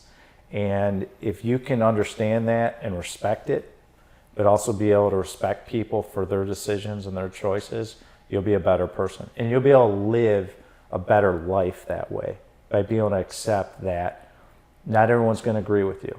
Not everyone's going to like what you like. But if you respect it, and you're not going to agree with everyone, but if you can respect other people's opinions, that's how unity is created. Someone asked me the other day, how is unity created in our country that's so divided? I think the biggest challenge we have is we don't respect other people's views. And we have this culture that says, well, if you don't agree with me, I'm going to cancel you out, or I'm not going to live within your means. And I think that's a big mistake. I think what separates us all is that respect factor. And I think it goes in business and personal life too, and it goes to my point of gratitude. When you can be grateful for everything that happens, the good and the bad, and like you said, that exercise of documenting and writing it down, it's a very comparable thing. It's saying, why am I grateful that I had this crazy challenge in my life that was so frustrating and so upsetting and created a lot of fear, but what were the benefits of it happening? And can I show that and be grateful that it happened and not regret it, not be shamed or my pride gets dented from it. So my lesson to everyone is be yourself and know that not everyone's going to agree with you, and it's okay. And that's how I would leave it, and that's what I've learned out over the years, is that we're all different, but if we are grateful for what the value we each bring, that's why people say to me, they say, do you hire a certain type of person, race or religion?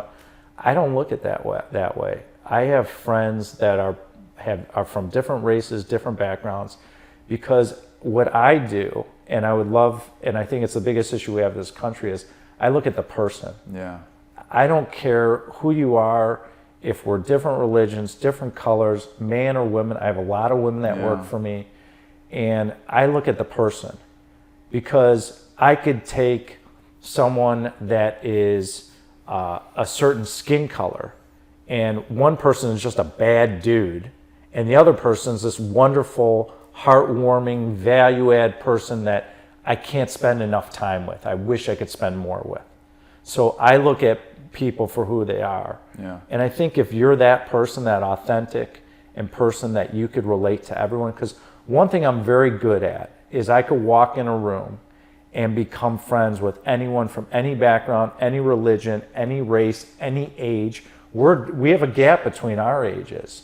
And so, but we still have a mutual respect. Just a small gap, right? Well, a small gap, but a love. Big but again, it's having that gratitude and appreciation for the value you provide me. Yeah, thank you. And that's what I think is really important, that I want everyone to get away with, is that if you could live in that realm, because everyone you meet, it's not about where they came from or their color or who. It's about how can you connect with them to provide value for them.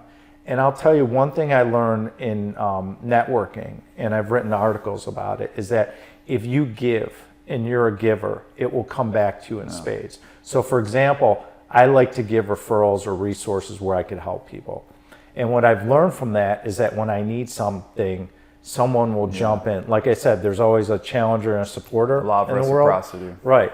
And so if you are out there with, everyone uses this term open palm, which I think is pretty cool.